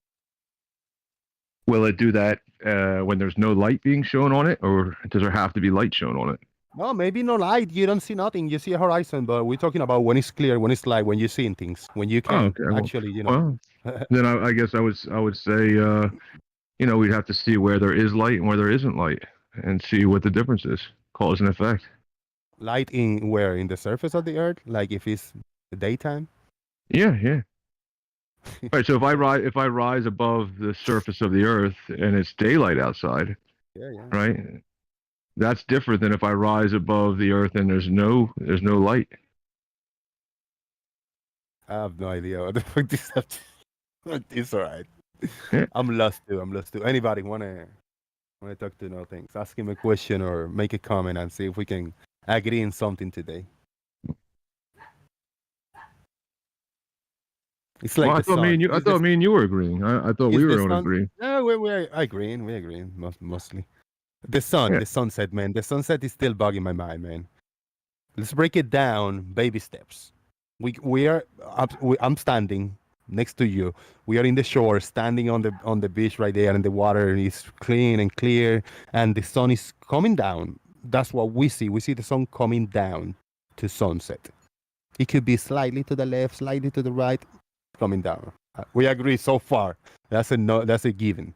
And we got a big phone or a big tablet in front of us, so we're zooming in a little bit. So we got the sun kind of visual in there, so we'll see it with our own eyes, and it's right there, more detail. Then the sun, there's going to be a point that is going to, from my perspective, from me, you tell me when you disagree, the sun is going to just touch that line. I say it's like touching the water. And it continues to go down, continue that direction, and it starts disappearing from the bottom of the sun. You see it disappearing from the circle. When it touches, it starts eating it, either going inside the water, going behind something. We agree so far, right? That until the sun touches the water, right? Until we see that. Well, that happens sometimes, yeah. That happens probably most often over water, yeah. So we see that the sun touches the water and then starts... The water, does the water start eating the sun? Does the water start eating the sun? Does the sun go in the water when it starts disappearing from the bottom up like a boat sinking? Yes, I mean, sometimes that happens over water. Sometimes over water, you'll see like a double sun effect, right? A lot of things happen over water differently, right? Right. But we're talking about the 99.999% of what we see. No, yeah, it's probably not 99.99% at all. No, there's a channel. Let me try to find. He takes every night he does it, and more than 50% of the time he does not see what you're. He does not see the sun touching the horizon and the water and disappearing from the bottom up. No, let me find his channel. I'll find his channel for you. And he's here on Discord. You could always just talk to him. He takes it's like maybe 20-minute video, but in fast forward, so it's only maybe like a minute long. He just takes a video every night of the sun setting, and it does not set the same every night. Yeah, actually it's funny. I mentioned this earlier. I said this earlier to Effie Dogma. I said there's an old saying out there, right? Like what is this saying? It's you never see the same sunset twice, right? You ever heard of that? You ever heard that saying? No. Yeah, it's an old saying, right? Where did that come from? What's the origins of that? So let's try to go back to this. You seen that what I'm explaining, which is the majority of the times, right? You can count it. If you got two hands with 10 fingers, you can count those times when it happens with 10 fingers, right? So we see the sun touching the water and starts disappearing from the bottom up. What's happening there? What do you explain to me what the mechanism of what's happening there? Please. Okay, so what the or your so what we speculation, you can speculate. I'm not going to ask you for evidence or hold you to it. I just want to know. I don't know what you're thinking, man. Yeah, well, what we can prove, right? So it's like if we can see, and it appears like maybe it's going down, the sun, right? But what we can prove is that no matter where we go on Earth, and no matter how high we ascend on Earth, the sun is always shining from above down below. Now there's the sun and there's the sky, right? They're two different lights. The sun and the sky are two different lights, not just in the flat Earth, but in the globe Earth, right? Like the globe says that there's Rayleigh scattering. And it's reflecting, light off of little water molecules in the air, creating a separate light from the sun. Guys, take a quick note. There are two different lights, the sky and the sun, and then we'll go back to it. But we're gonna finish this about the sun. Yeah. Right. Yeah, I thought we could maybe agree on that, right? So there's the sun and there's the sky, right? There's two separate sources of light, right? Two separate shadows that can occur, right? Like you can have the sun out front of the house, right, casting a big shadow of your house on the ground, but then the ground where that shadow is, there's another light coming straight down parallel from the sky, providing light in the shadow of the house. Are you looking at my screen share? What I'm sharing in Discord? No. Or you, if you're watching YouTube, if you click on my name here on Discord, click and it says watch stream somewhere. So yeah, you want to talk about that kind of a sunset? Yeah. Yeah, I'm sharing an image there. Which one matches reality more, like from what from your experience? Well, like you said, like we were saying earlier, right? Like what is proof, right? So proof, you come up with proof based on previous proofs and previous assumptions of what is this and what is that and what is another thing, right? So one of the things that you and me can prove to each other, right, is that no matter how high we go, the sun is always coming down onto us, right? Sunset, sunrise, it doesn't matter. It's always coming from above down below. It's never shining up from below. You sure? Sure. No, are you sure? 100%. It never shines up. Yeah, it doesn't shine. I saw a few videos of Wolfie that shows the sun does shine up. Well, there's something called like a reflection, right? What? No. The sun shines up. Reflections of what?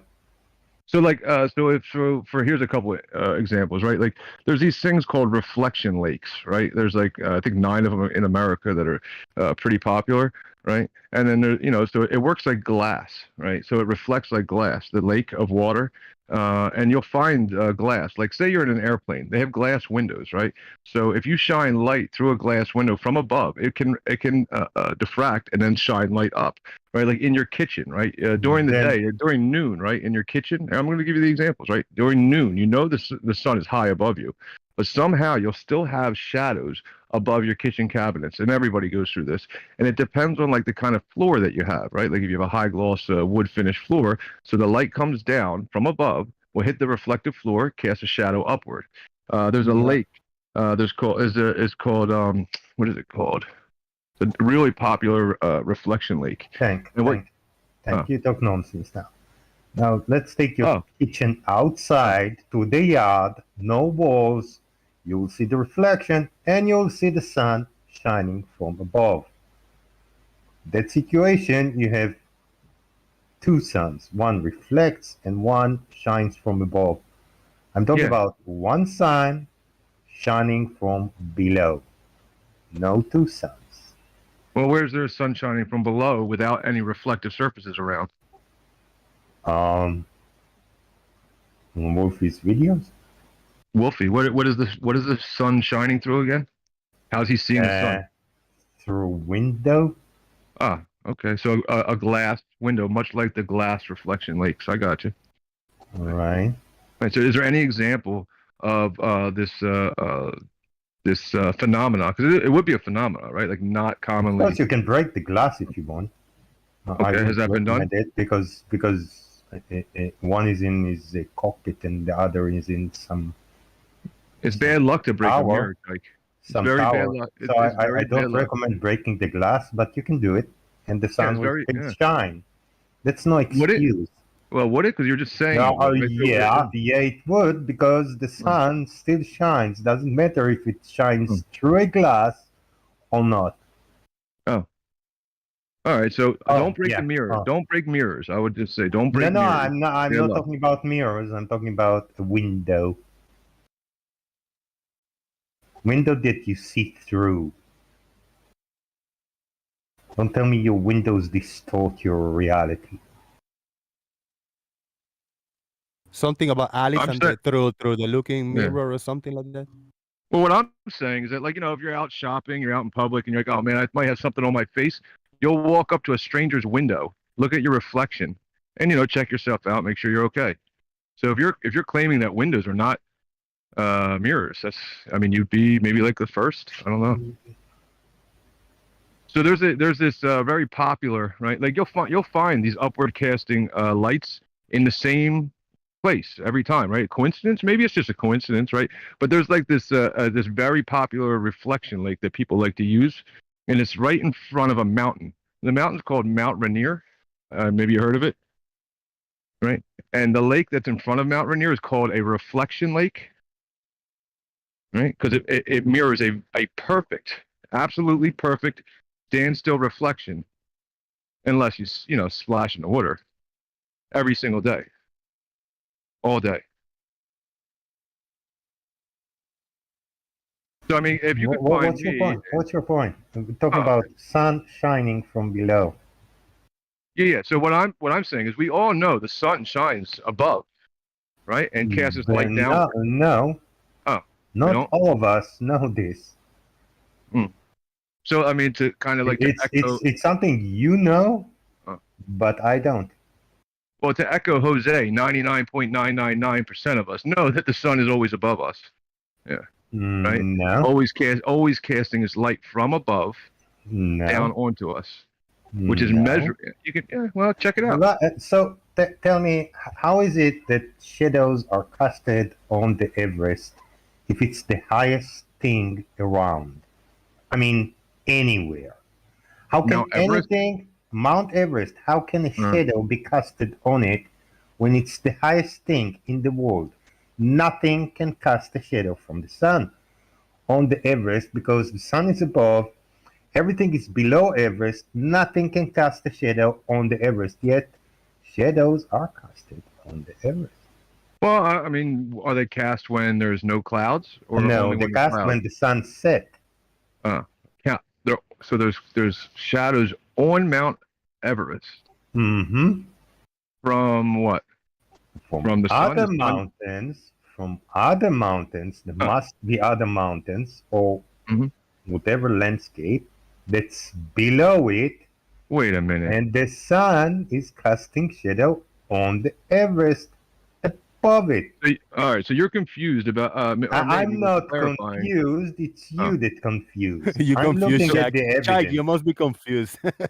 So are you just trying to? Are you unaware that with a light source above an object, as you keep the light source above the object and then back it away, that the shadow elongates eventually until it can crawl up a nearby wall or something like that? Were you unaware of that phenomena, I guess, or reality?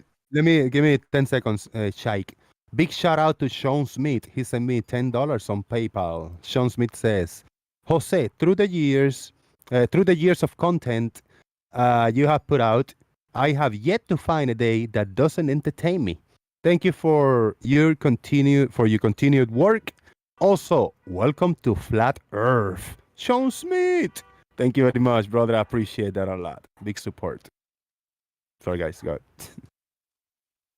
Shaik, you were asked a question, but no thanks. What was it? Well, I think you were saying that 99.9% of the time light is below us, and I was saying no, it's above us. Do you see the Everest? It's a picture of the Everest with shadow on it. The sun only lights the very top part. But There you go. I Everest is put it the up right now. Yeah. highest things in the world. There's nothing around anywhere that's higher than it.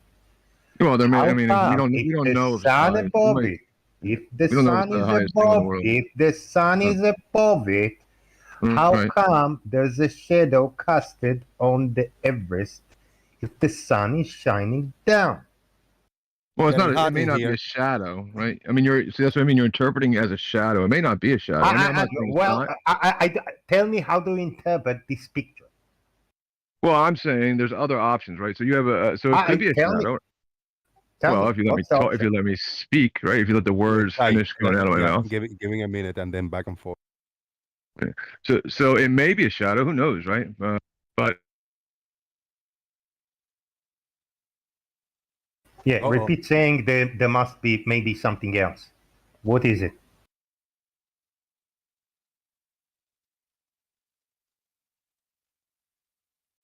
What is it? Shout out to everybody. Anybody want to jump in? Got a comment about it?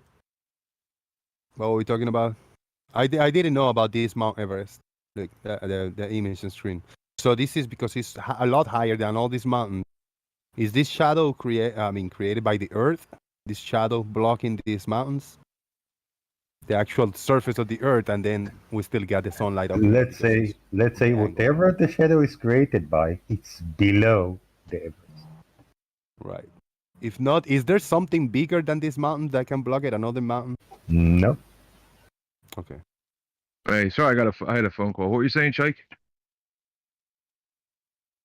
So you have a picture with the shadow casted on the Everest, which is the highest mountain in the world. There's no mountain higher than it. And still, there is a shadow casted on it. And you said maybe it's not a shadow, maybe it's something else. Go ahead. What is the something else? Well, you're interpreting it as a shadow, right? Again, interpret it otherwise. All right, so you're interpreting it as a shadow, as that's the only possibility, right?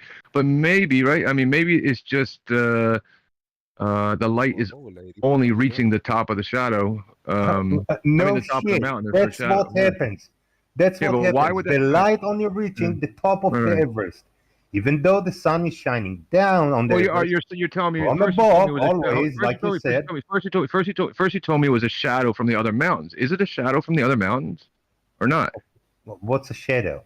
Shadow, right, the light well, you is told me it blocked was and specifically can't from reach. the other mountains. You Of told me course, it's specifically from something that below the Everest. Why would the Everest will only be lit on the top and not the bottom if the sun is shining from above? Right. So this is what you have to assume. You have to assume that there's no maximum distance on how far light can shine. Right? Is that what you have to assume first? What? So if the sun, right, if the sun is even casting that shadow, maybe it's the sky's light, right? But if the sun is casting, not shadow, but casting its light on the top of that mountain, right?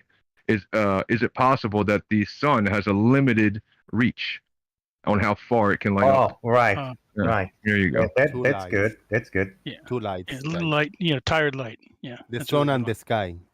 Two lights. Well, I'm just saying, why would the sun's light work any different than every single light ever? I mean, is that what you're saying?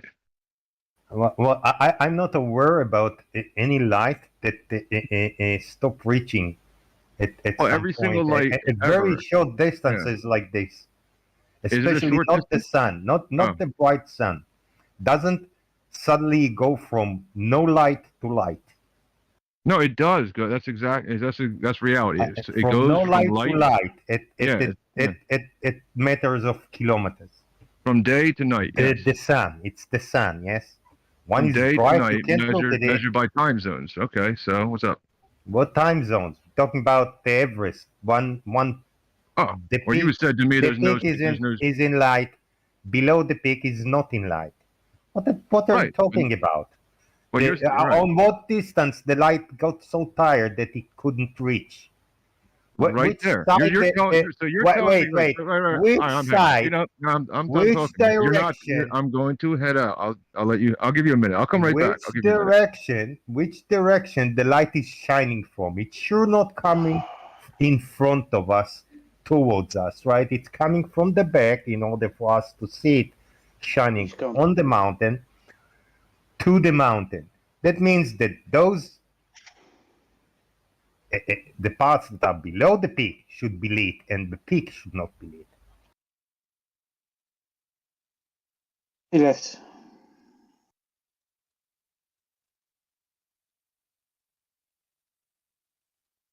Talking to him is rather pointless. Critical thinker.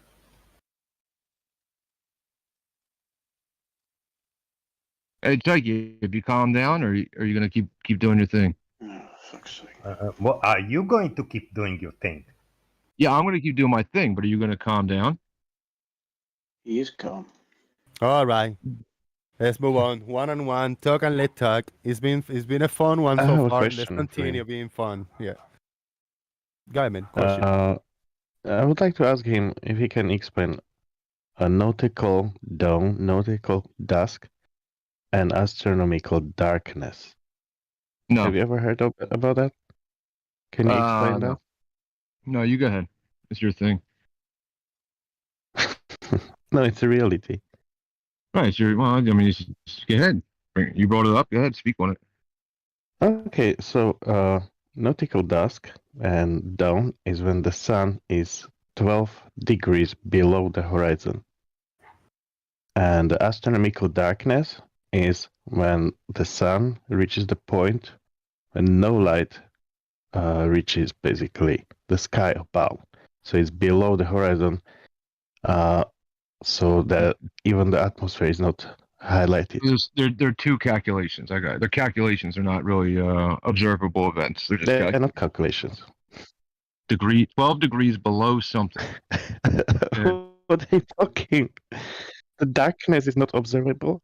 The darkness is not observable. Do you know when 12 satellites? degree You see something them. is calculated as 12 degrees below something. I guess go ahead, continue. I guess. Yeah. So do you know when satellites are in the sky and suddenly they disappear? Do you know why that's happened? No, I'm not interested in all your pre-assumptions at all, honestly.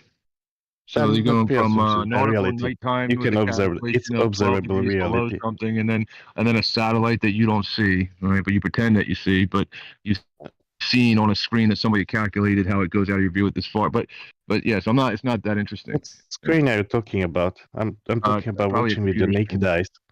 Naked eyes, okay. And your naked eyes calculated? Naked eye. What did you do? Did you get a protractor tattooed on your eyeball? How did you calculate it? What are you talking about? The satellites, they're 12 points of degrees. light, like stars on the sky. Can you please let me finish? Stop talking bullshit. Let me finish, okay? So you see them. There are dots on the sky that move from horizon. They move. They reach the point and then suddenly disappear. Do you know why that happens? Because you calculated it. Go ahead. No, because they reach the point when they reach the shadow of Earth. Oh, no, good. Listen, great assumption. We can see it, right? We can see that, right? Too. But we can see that, right? It's not assumption. It's something that happens. Right, you're observing something, but you're observing something, but then you have a lot of assumptions on why you're observing it. Yeah, backed by calculation. That's great. And that's good. It's good to throw the line where you think that's speculation and you're making shit up. But can you give us then how is it working if not like that? We haven't heard anything. There's no other explanation, no other ways. Well, I mean, I'm not. I don't. What do you want me to put in a month of research, right? So first, you have to assume the height of the. You have to assume the height of the satellite. Then you have to assume the size of the satellite. Then you have to assume that the distance, like where the zenith of that satellite is, and when it goes out of your view. Then you have to assume that the Earth is curved. Then you have to assume that the sun. There's a whole bunch of assumptions there. I mean, you want me to go over them with you? No, thanks. You can assume, or you can measure it. You can measure it using parallax. He say his name. Shout out to Anamorphic Mind for $5 super chat. Anamorphic Mind says, "No thanks," proving once again he is only here to troll with his stupidity and ignorance. Boom! Shout out to Anamorphic. Actually, I get the theory why the Mount Everest disappear under there's something higher than the Mount Everest. Flat Earth has stupidity. The level of flat Earth stupidity is just astronomical. And what did he super chat me again, Jose? What was it? Was it a question, or he's just making a statement? He just making a statement. He's just giving his feedback on what he hear. He say that once again, you are only here to troll with your stupidity and ignorance. He thinks you're just a troll, stupid, and ignorant. Well, I'm not going to research this satellite that Lubo in China. It proves you wrong. You're not going to research that. I know that because it proves you wrong. Anybody can do it. You just go to a dark location. And do you know why you cannot see them in the middle of the night? I'm sure you'll tell me why. Because they're completely in the shadow of Earth. Yeah, the shadow. Yeah. So is there anything? So like, is there? Everything's a shadow then to you. Everything's a shadow, right? So meaning that there's one physical object blocking another. The light from traveling to another physical object. It's all shadow. My dog is a shadow. I am a shadow. My cigarette is a shadow. The Earth blocks the light from the sun. That's all. Like the Earth's shadow. All right. So like when I light a candle in a room, right, a dark room, right, yeah, and then I light a candle in the right, and it's a small candle, and then the room is huge, right. Right. So what's blocking that light from reaching? What's blocking that light from reaching all of the walls and the ceiling and everything in the room? The light reaches all the rooms, all the walls. If there's not physical obstruction, there's nothing in the way. I just put the candle on a table. I lit the candle, and then I walk 1,000 feet to a dark corner of a warehouse. I can still take a picture of your candle. Yeah. Why? Where I am standing, I can still take a photograph of your candle, even if I would be 10 kilometers away. Not my question. If I would be 10 kilometers away, I can still take a picture of your candle. You understand? Not my question. Isn't what? It's not my question at all. It's you're reversing the question, right? So what's casting the shadow onto me? Do you see the candle? No. Me. I'm in the shadow. Yeah, you. Do you see the candle? No, I'm turned away from the candle. My back away? to the candle. Yeah, my back to the candle. Your head? Yeah, everything. My back is to it. The back of my head, my eyes. So you're casting the shadow from the candle. What do you want? So that's what it is. I'm everywhere I turn, I'm casting a shadow onto every wall, the ceiling, everything in that warehouse. Not everywhere. That's what you believe. No, not everywhere. Okay. So light is limited, or everything is shadow? I'm that you between the candle and it. Nothing. I think you have to do with the sun. Half of your body is illuminated, and half. I think you have to do with the sun being a little brighter than the candle, right? No. Everything's a shadow, Jose. You're missing it. Everything's a shadow. I'm a shadow. No, nobody said everything's a shadow aside you. Jose said his cigarette's a shadow. Yeah. Said his dog's My drink shadow. is a shadow. My fan is a shadow. Yeah, man. The shadow of his former self.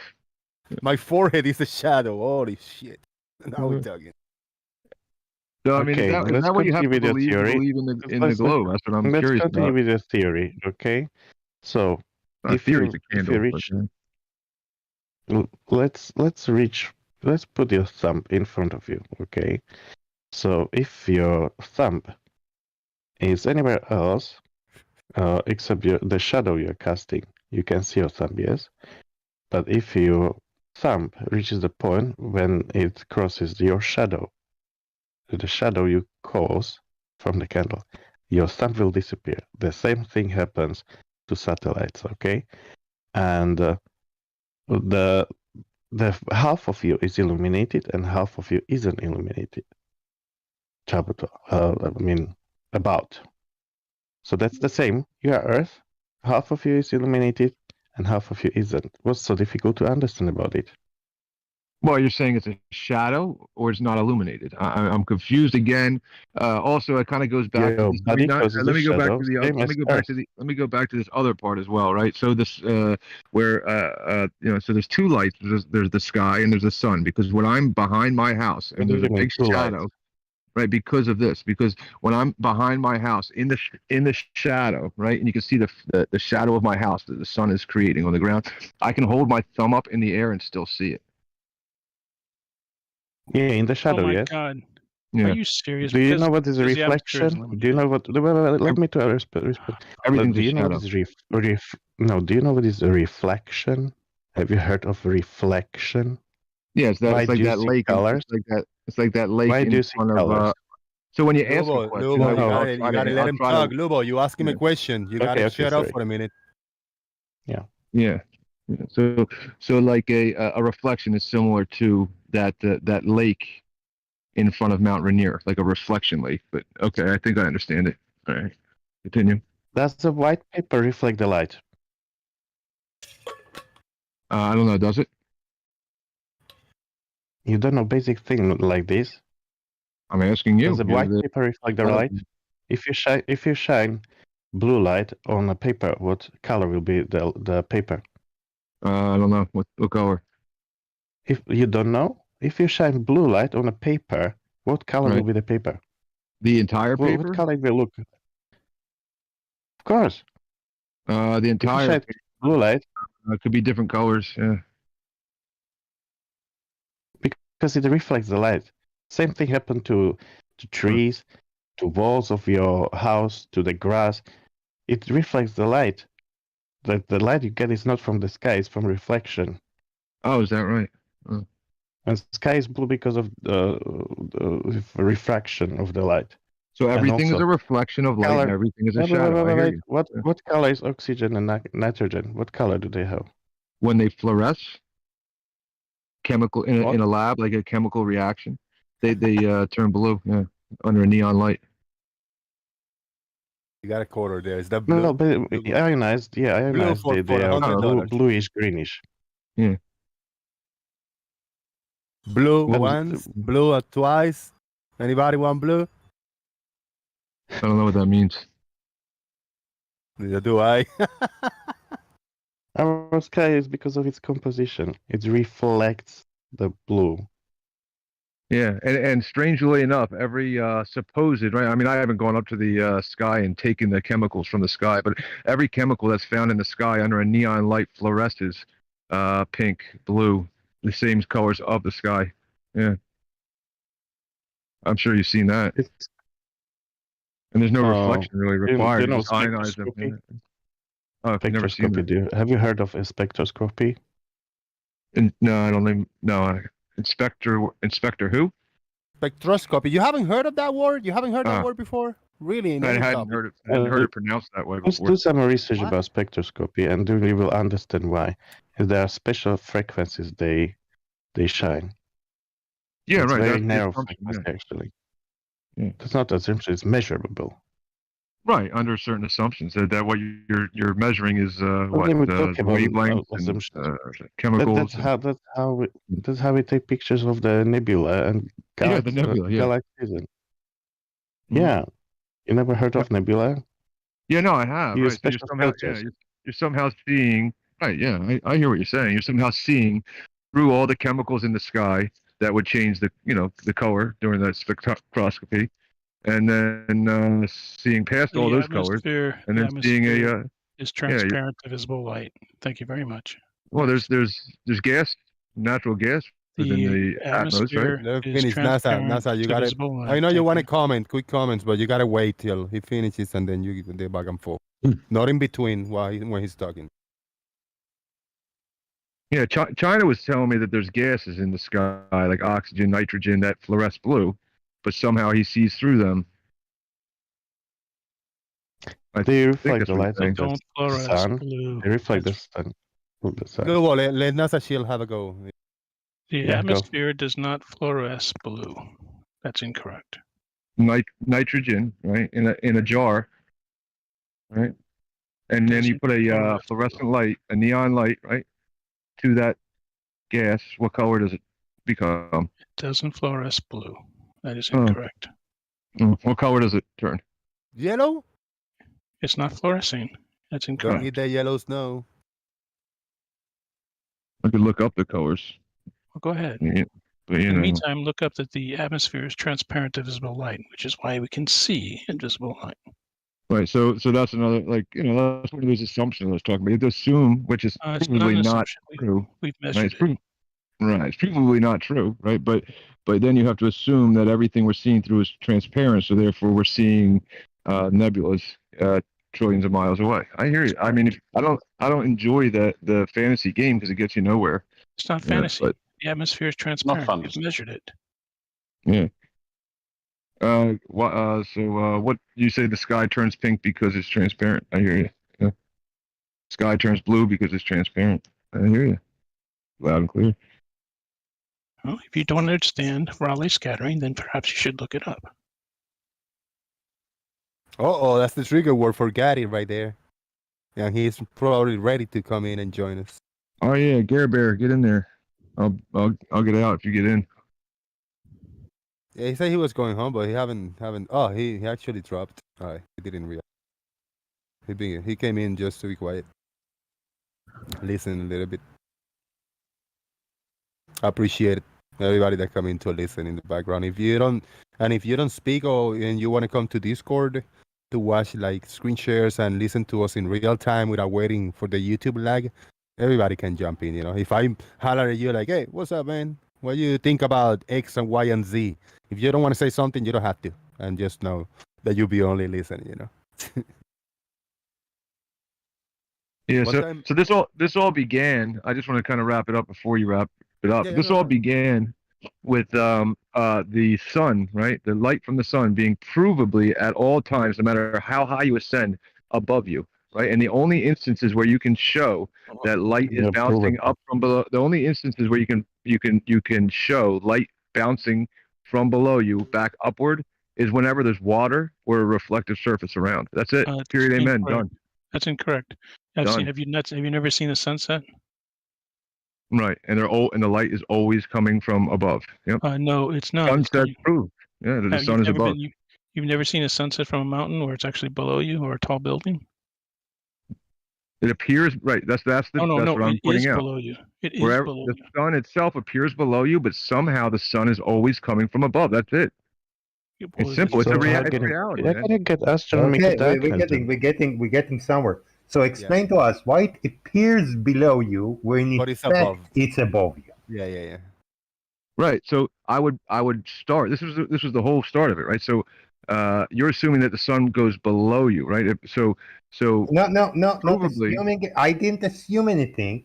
I go with your assumption. Yeah, Chike, the sun is always above you. No, he's trying to. Yeah, let me comment. No thanks, because it all began with me. What do we see? What do we think is happening when we are in the vision, looking at the sun, and the sun keep coming down until it touches the horizon, and it keep going somehow, looks down, disappearing from the bottom up until it just goes away. That was the first point, yeah, and we took from there. But you say now it's above us. When that's happening, the sun is above us, even though it looks like the water is swallowing it, is going on the water. Right. How crazy is that? That's so nuts, right? So that's the point, yes. So we see the sun itself going down, right? Yeah, that's the point. We have to say that that's not actually what's happening, but that looks like it looks like what is actually happening, but it's not actually happening. So we have to deny our senses. Our instincts. Do we trust our instincts there on what we're looking at? But it's really not happening because we see the sun going down, disappearing from the bottom up until it just goes, it's just not there anymore. Like the water is swallowing it. Is it going behind it? Whatever it is, that's my speculation. What we see is what we see. We see that the sunset, the sun when keep going down, touches the water, disappear from the bottom up until it's just gone. But no things tell us we cannot think that that's happening because what is going on is the sun is still above us. That's what that's the big separation there. You got to explain to us, man. Yeah, the sun is still shining down on us, no matter how far it looks to be. Right, it appears to drop below you. Right, if that's what you're claiming. I don't claim it looks like it's dropping below me, but it seems it appears to be dropping downward. Right, and the contradiction here is that no matter how low it gets, even when it's just like a little bitty speck, the sun is still. Earth is live. What do How you is think it about that? shining in the middle of the night? Hold on. Earth is live. You got Sorry. a thought on that? Sorry. Oh, if you can talk now. If not, you know. Go ahead. Who says something? Sorry, I've stopped it. Was it you, Stefan? Yeah, it was probably me. I was just wondering if he's ever been on a mountaintop in the middle of the night and have someone shine a light on him, so there's nothing reflecting the light back. You can't see shit. It's completely dark. Your backside is completely dark. So unless you have a surface for the light to reflect off by, you won't get your shadow will be completely dark, not like we see on Earth and every day as long as the sun is up or the sky is lit up. I didn't know things. Yeah, I haven't gone to a mountain and lit a flashlight upside down or whatever else with a hula hoop. I haven't done that yet. One day maybe. I have several times, but many times. Yeah, but at the top of but at the top of mountains, the sun is still shining down onto you, provably. And no, it's not. It's gone. The sun is gone. It's completely gone. It's the middle of the night. The sun is gone. It can't shine. If the sun was shining on me, the air or the atmosphere should still have a blue tint to it. It does not during the night. It's completely black, which means there's no light. Well, it means the light's not reaching you, reaching there. Reaching me. Yeah. How is it then? We limit. can observe like the supernova SN 1987, which we know exactly how far away it is. You know, it's 168,000 light years away. Right. You know, yeah, and you can't deny it because I know young Earth creationists have tried to deny it for decades and then haven't managed to do it. Because there's several ways of doing it. I just like this whole trust your senses thing, as if there's no such thing as optical illusions. So, Ken, you said you had proof. It's provable. So prove to us. You can prove it to yourself at all times. That the sun Everywhere is you always go. shining. That the sun is always shining from above and never from below. In the picture I posted, those three guys are all the same size. Yeah, you can. Yeah, sure. All right. And anyhow, your senses though. All right. So the Earth doesn't I lie, like that one. right? Right. Nature doesn't lie. Men lie. Like you do. You say you No, have nature proof. doesn't. You're right. Nature It's doesn't lie. provable. Yeah. You said it's provable that the sun always shines from above, never from below. Yet we don't see proof. Right. That's the. I want to see you measure, and that's it's measurable. What's the angle to the sun when you're on the top of a mountain during a sunset? You will measure a dip from horizontal. That means below you. You will see the sun. You need to explain why do you see the sun below you when in fact you say it's above you. Why this phenomenon? Well, you can right. So what I'm this is the whole contradiction, right? This is the whole contradiction, and you keep on asking it back to me, right? So no matter how far the sun goes, right, away from you, no matter how much it appears to drop, right, the sunshine is always coming from above you. That's the I contradiction. know you said it. You keep saying it. I accept you saying it. Why does You don't need to repeat it. Now I want you to explain why you agreed. It looks like it's coming from below when in fact it's above. How's that work on flat Earth? You want to talk about what, like why things drop in why the distance? it looks like it's coming from below when in fact it's above? So so why does it? You want to know? I guess we Why could it for like a appears? second. Yes. Why the what? Why it appears below you? Meaning you're looking down on it when in fact it's above you. Right. Right. So you want to know why things. Go ahead. You want to talk too? No, he's trying to get the answer here. And Lothar is not trying to get the answer, but we gotta let him just regroup and answer. We cannot keep chipping in and talking when he's trying to answer. Yeah, but I do understand the frustration. Like everybody wants to get in. Like, but you're gonna answer. You're gonna answer that. Let's do it now because now we give you the chance to answer. Yeah, but by the time I answer, then the subject will change, and whoever wanted to speak will forget No, what they're we're saying. still on it. Yeah, We're still on it. We're still on it. You know. Yeah, we're still on it. We're still waiting for your answer. Yeah. I won't let it go. I won't let it go. No, you shouldn't let it why, go. Why No, do we yeah. see the sun? Why it appears below us when in fact it's above us? Right. So why? Right. So the question, like the way I'm going to restate it, is why does the sun appear to fall, right, and drop lower and lower in the sky, even against the confirmable reality that the sun is always shining down upon us, right? How do you confirm the reality? Hold on, Chai. Just let him finish. No. Just let him finish, Chai. Yeah, let him finish. I know. Then you take the note on what you gotta say and then say it after his statement, so he can go back and say it again. But just let him finish. Yeah. So you know you could then take things right in reality, right? So you could then take things right and put them at your eye level, right, or wherever you want, higher than you, lower, whatever, and then move them further into the distance, and you can confirm that things drop in the distance. No big deal. No. So that happens. No. Hold on, Earth. Hold on, Earth. No, that's. Hold on. Are you? I'm sorry. Are you finished? No. Okay, sorry. Yeah, but so you can confirm, right? Like when you're standing in front of a really big tree, right? You're standing in front of that tree, but then you back away from the tree, and it seems to drop lower and lower, right, in the distance. But you know the tree is taller than you, right? So the same thing happens with the sun. You back away from the sun, or the sun moves away from you, right? Either one. It seems to drop lower, but the sunlight is always coming from above, confirming that it's above you. Yeah. How cool. do you know it's coming from above when it appears to be coming from below? Again. Earth had something. What was that? No, the question, not Earth had something. I'm asking you the question. Do you think you answered the question? confirm? Do you think you answered Shy question? No thanks. And I didn't say dropping in the distance, nothing like that. I said appears below you. There's no mistake here. Not not dropping down in the distance. Didn't say anything like this. I said appears below you. Can I see it if it's below? Measure it. Can I see it if it's below me? What? Can I see it if it's below me? Sure. Okay. So then it's not below me. Below me, I wouldn't be able to see it, right? Oh. You don't see things that are below you. Do you? To what level of nonsense we're going into now? All right. I'm asking you. You're saying it's something goes below me. I'm saying it's below you and you see it. Yes. You see things that are below you all the time.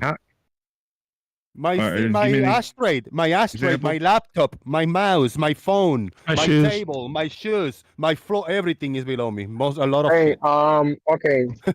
Yeah. So I posted. If you see the one picture I posted in the chat, it's got crosshairs in it. Wait. Yeah. Yes, I see it, but no thanks. If you want to answer that point, and then I'll present that picture. All right. So, so you're telling me, are you facing forward, right? Facing forward, standing on your ashtray, and seeing it still below my eye line? Yeah, it's physically below my eye. I know, but you're standing on it. You're standing on it. I'm standing right now, looking straight out at this my neighbor's house, and I don't see my shoes. You do? Oh, there you go, Chai. That's what he's talking. He's not looking down.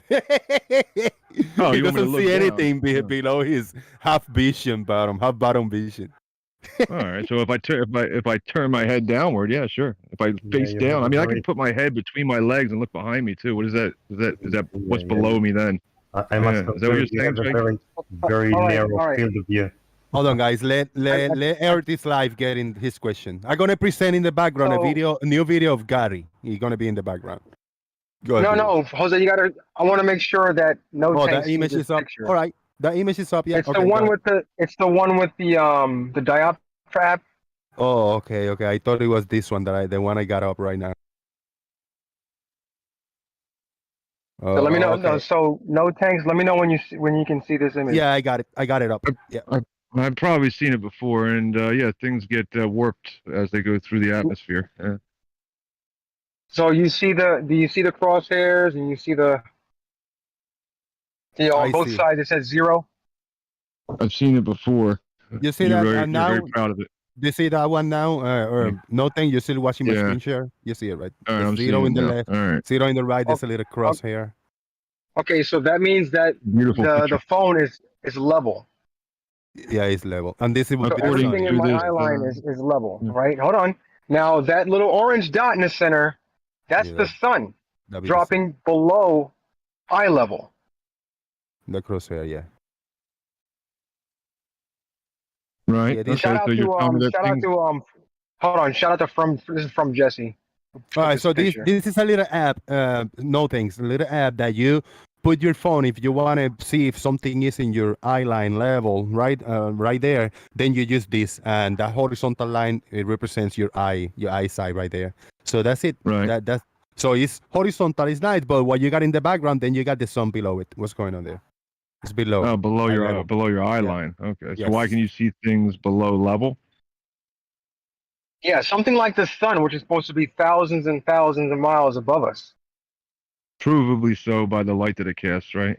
Okay, but for some reason it's dropping below my eye line. How does that work? Right. I don't know, but we proved that it's above you by the sun always shining down. I know you didn't really matter.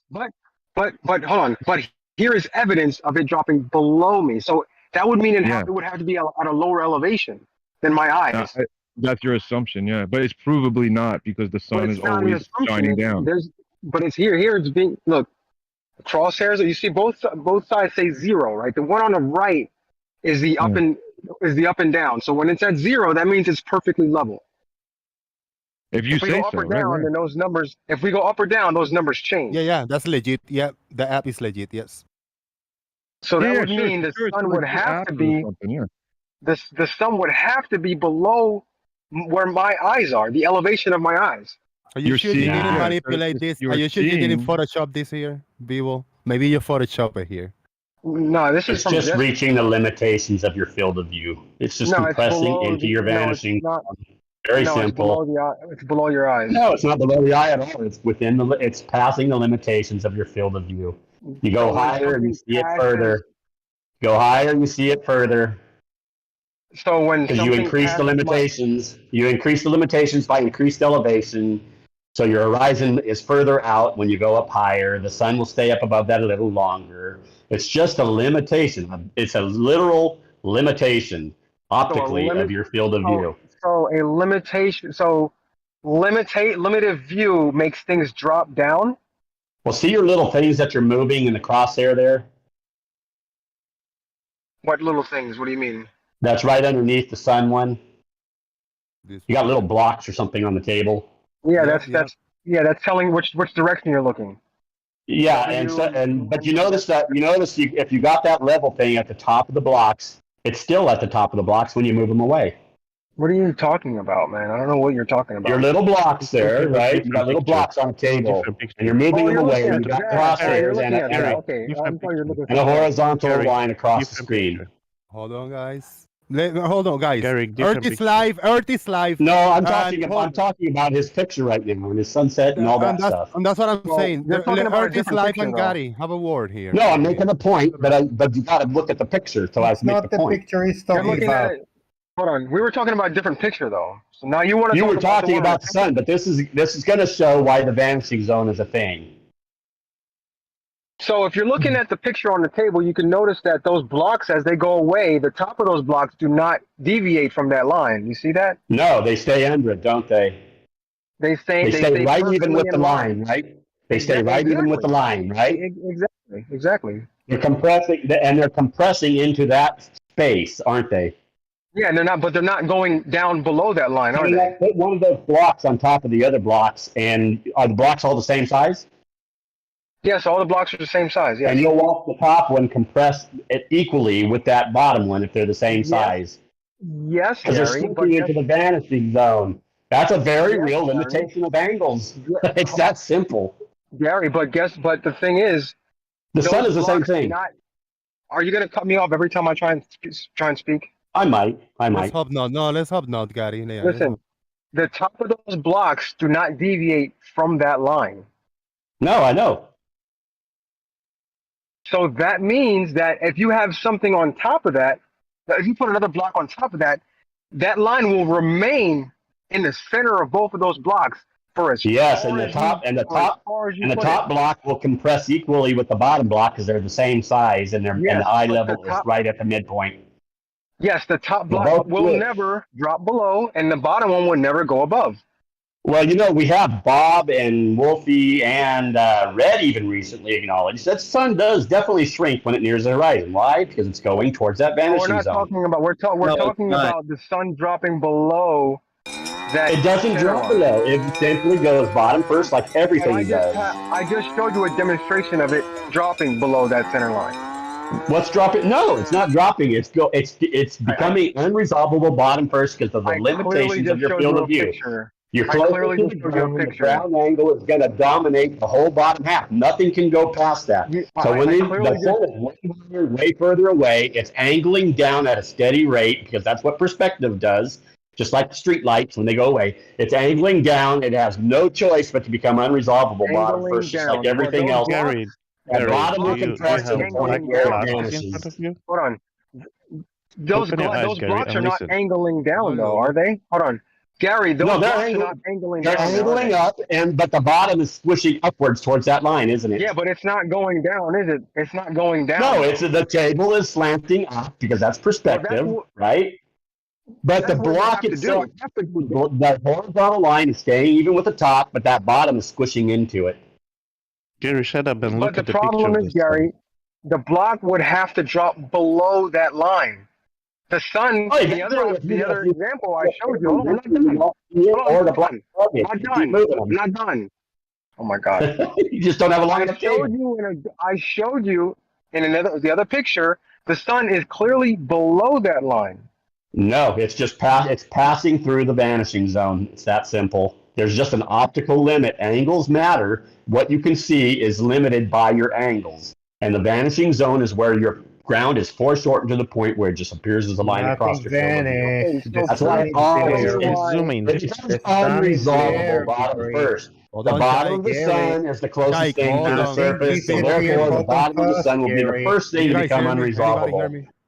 Anybody hearing me? Yeah, I can hear you. Let people finish this point. People, make your point. The point is, when I showed you the sun, you gave me some explanation of it getting to some vanishing point and then dropping below the line, right? But in this example here, I didn't say anything about dropping below a line. Let him finish, Gotti. Let him finish, and then you can. Well, he's straw manning me. It's okay.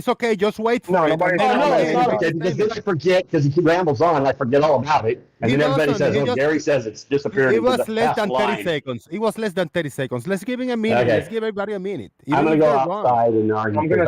Well, the point is for you. Then you're just avoiding the. No, I'm gonna go outside because my stepdaughter. I was in the house, but she just came home, so I'm gonna go outside where I have privacy. I'm going to finish this, and then anybody else can jump in. So I showed you No, I'm not going away. Hold on, Stefan. Do you hear Bibo, Stefan? He's going to finish the point. I showed you an image with the sun dropping below the center line, right? No. Showed you the sun is dropping clearly. The sun is clearly below the crosshairs, which are level. No, it's clearly moving forward through it, and it's compressing into your limitation of your vanishing zone. I wasn't done. I know you want to jump in and you want to start. Well, you said it clearly, and you seem to want a response to that. On the table, we don't see that happening. We see the top of those blocks remaining in line. Your table is very short. Oh my God. Your table is not 600 miles away. Holy shit, Gary. Are you gonna go ahead? I'll wait till you're done. You want to say something else? In this Gary and Ertis live, final thoughts. Gary, you're first in the final thoughts on this. Not of the show, just of you and people, because I was Jose. I was trying to get my thought out, but every time I speak, he wants to freaking cut me off. So go ahead, Gary. Say what you want to say. I'm gonna head Gary first. Yeah, Gary. Please. Gary, your final thoughts on this point, and then Bibo, his final thoughts. Let him go, and then I'll mute right now, and then I can counter his straw man. Go first. All right, Bibo, go ahead. Let's try now. So again, right? I showed you a picture through the Dioptra app with the sun clearly below the crosshairs, which would mean that the sun would have to be at a lower elevation. Then you brought up this other image that I posted with blocks on a table where we don't see the blocks dropping below the crosshairs. Let me know I'm when you're done. done. Okay. I'm Thank done. you very much. Thank you. Gary, your thoughts on this point? We can move on.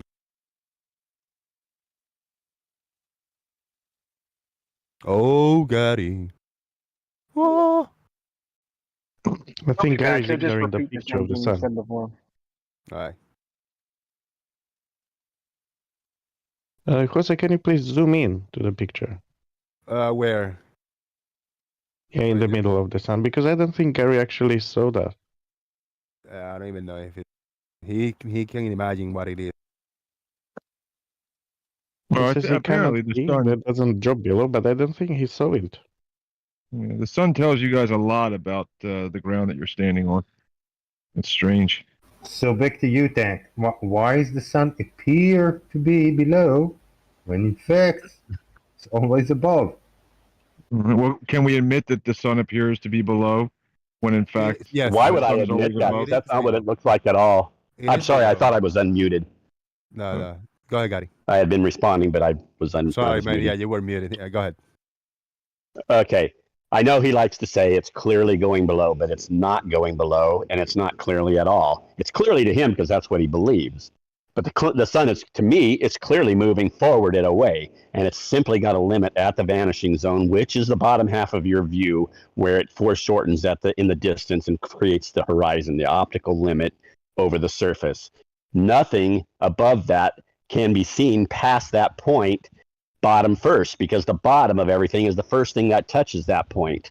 Just like the bottom of the boat, which we've watched. I've got a clip from one of your videos I made a video on. You saw the boat clearly disappear bottom first. I've got 3 or 4 of them. You've played some of them on this show. The bottom clearly became unresolvable when he backed off the zoom because it's a limitation of angles, which is limiting how you see things. And it's that clear. It's very simple and very obvious. Like when you see the sun moving at a slight angle across the sky, because it's making a turn, you can see that if you watch like I got the Sierra Nevadas to my east. If you watch a sunrise, you can see that the sun is not going up. It's like moving forward, and it's usually on a little angle going across the mountains. Because sometimes when it first pops up, it's like there's a mountain nicely framed in it, but it starts moving more towards the side and slowly up because that's what perspective does. It simply starts angling up the closer it gets to you. There's a very, very real limitation at your center frame, just like his little block showed. All right, big Gary, shout out. Hold on. I got a big shout out from Triple Crow K. He gave me a super chat a little while ago, and I just didn't want to break in between for a super chat. Shout out to Triple Crow K for $1.99 super chat. No thanks. This is for you. No thanks. You are the dumbest fuck I've heard to date, says Triple Crow K. Well, $1.99, after the fees is really nothing. Why would you even insult Jose with $1.99 just to come and talk to the dumbest guy on the flat Earth? That's good. Just leaving some feedback. I appreciate the feedback from the audience. Yeah, good stuff. Well, man. next time if you want to talk to me, super chat guy, pay Jose more. I won't answer you next time. All right, so quick question. Gary, is the water below your feet? Why would you ask a stupid question like that? Is the water below your feet? What if I'm in a tunnel? Why would you ask a stupid question like that? Real quick. Gary, hold Is on. it? Sometimes, Of course most of it the is. time. Why would you Most ask of a the stupid times. question? Okay. Most of the time. Great. Is the sun touching the water? Does the sun appear to touch the water on the horizon? No, but it doesn't. The sun is moved. It's way past that. That space between the sun and the ground, you can't even see. It's not in your field of view. It's well past. Or is it? The sun is simply slanting prospectively down into the limitations of your field of view, which is at high level. This question is if it appears to. No, it doesn't, because it doesn't appear to do that to me at all. Dude, I that's know what it I doesn't see. appear. That's what we see on screen right now. That's what I see with my eyes. I see a sun moving away to the limitations of your field of view, bottom first, like the bottom of everything is what Daddy, touches the water fuck's first. sake, man, you're not listening. It's not what it's doing, it's what it fucking appears to do. It appears to be touching the water, it does. Not if you know what it's doing. It doesn't appear that way at all to me. Dude, I got it on fucking screen right now. You fucking blind? What you think it is? I look at it and I see a sun moving away into the vanishing zone of your field of view. I was gonna say retardation, but ridiculousness is more fitting for the show. If I speed up that 10,000 feet, suddenly my horizon is much further up. It's still in my eye level, or what I see at toward indistinguishable from my eye level, and the sun will be a little bit above that if I shoot up 10,000 feet from the moment I see it touch that line, right? All of a sudden there'll be a space in between it because I've increased my field of view.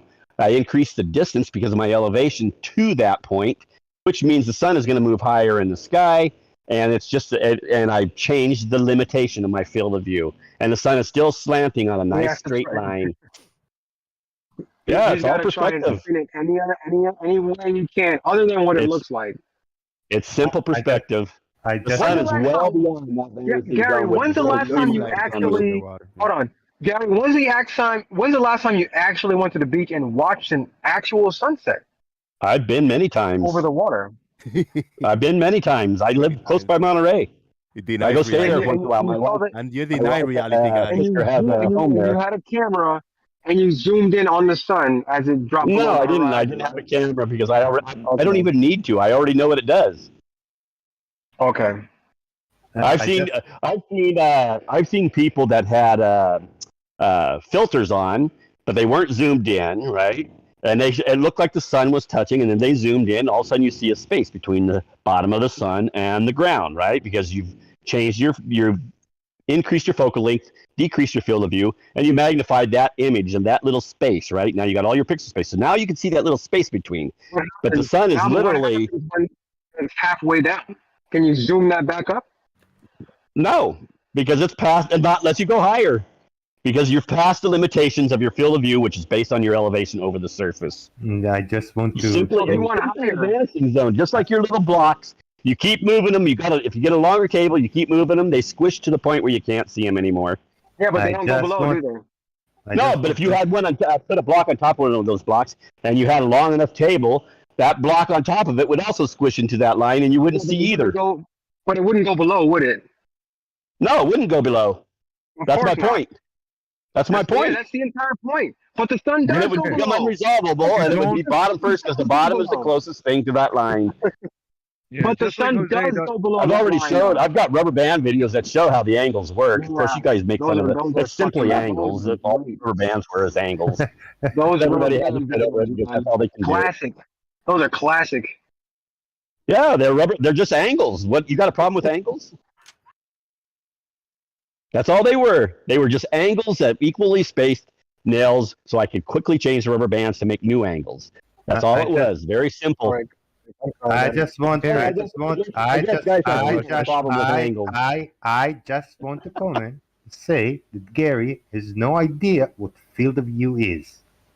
Your field of view is what you can look when you're. I'm talking about when you're looking towards the horizon. Your field of view. I don't care what you're talking about. I'm saying you don't know what field of view is. I'm just describing it to you. Your field of view irrelevant. Your field of view is what you can see within the peripherals and of your direct line of sight. That's your field of view. Yeah. So how does it change with elevation?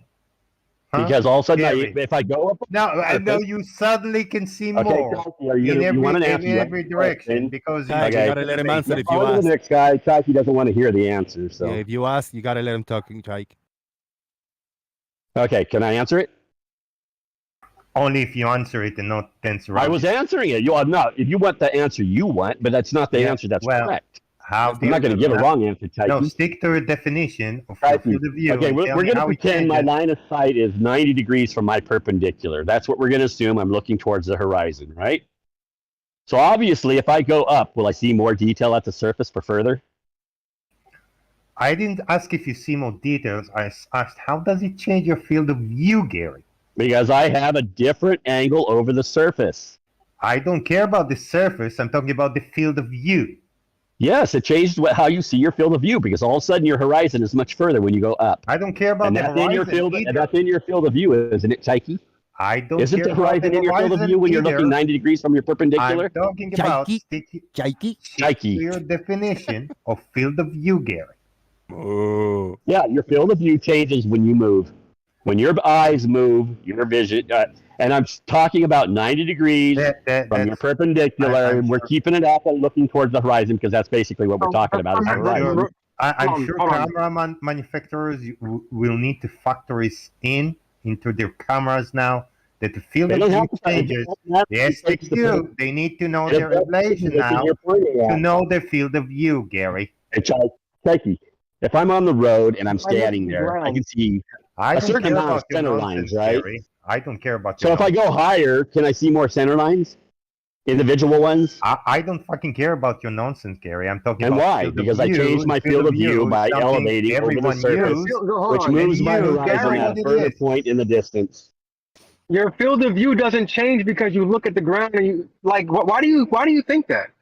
If I look at the ground, I wasn't talking about your field of view is your direct line of sight and the peripheral around it. That's your field of view, right? Yeah, but that doesn't change when you look around. Your field of view is always directly related, but the horizon, because of your elevation, will always stay at the same point. So if I look up at the sky, directly overhead at a plane passing over, what will it do? It will go through and go down out of my view, right? Because I'm looking straight up. Same way, when you're looking forward to the horizon, a plane up in the air will gradually move down towards that horizon. It'll slant down at a nice even rate. Your field of view doesn't change. It's always 180 degrees up and down. What are you talking about? Your field of view is your direct line of sight and peripheral that you can see. That's your field of view. And we're talking specifically. We're talking. B-ball, we're talking specifically. I said it at least 5 times now, B-ball.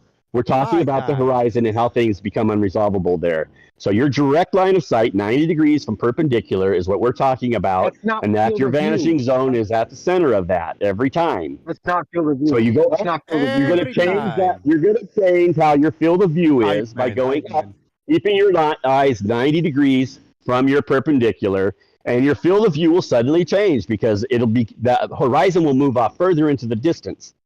So it does change how you see things in your field of view by increased elevation. This is very simple. I don't know why it's so hard for you to understand this.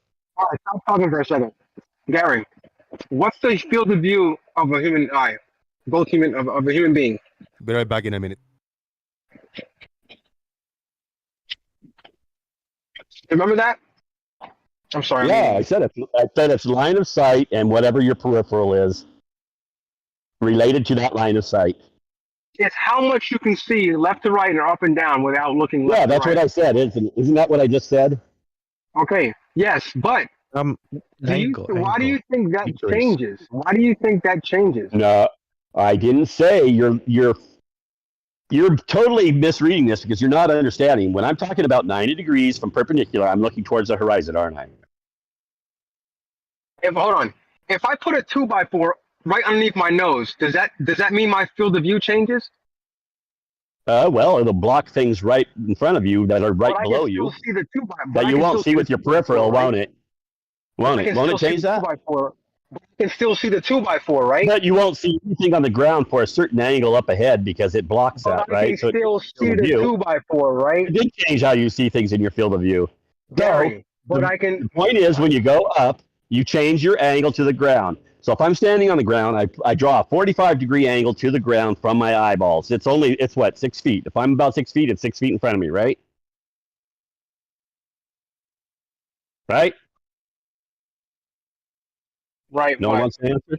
Right. What? If I'm standing on the ground, I point to the ground at a 45-degree angle. It's my body length, right? Roughly. What does that have to do with anything? Okay, so now I go up 10 feet. I draw that same 45-degree angle to the ground. Where is it? You can still see this. You can see more than that, Gary. That doesn't mean your field of view has changed. No, but that 45-degree angle reaches out at a much further point, doesn't it? It doesn't matter. Your field of view doesn't change. It does matter. 45 degrees. It matters how you see everything. It matters how you see things and how they're placed in your line of sight. It changes how everything is. That's why when you go up, your field of view does not change. still just underneath your eye level, and everything now it moves in the sky. If it's moving away from you, directly away from you, parallel to your line of sight, it's going to converge towards that center. Everything does, and it'll be based on your when you were standing on the Gary, ground. based on your logic, Gary, This is based so on your simple. logic, Gary, based on your logic, if you look down, you will not see the sun during the sunset. If you look up, you would suddenly see the sunset. Based on this logic, based on your logic, you just said. And no matter if I look down or up, the sun will still angle down towards the horizon. It won't angle to the only way things angle to the center of my line of sight is if they're moving parallel to my line of sight. Sun doesn't move parallel to my line of sight. Neither do ships on the water move parallel to my line of sight.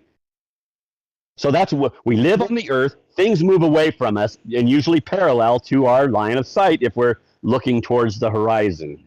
So they're parallel. Unless the sun is going up higher and changing its elevation and drastically going up higher, it's going to go down to that horizon and it's going to vanish bottom first. Again. Okay, Gary, what is the angular size of the sun? What is the angular size of the sun? Sorry? 0.52. 0.52. Ah. A little over half a degree. During the which part of the day? Which part of the day?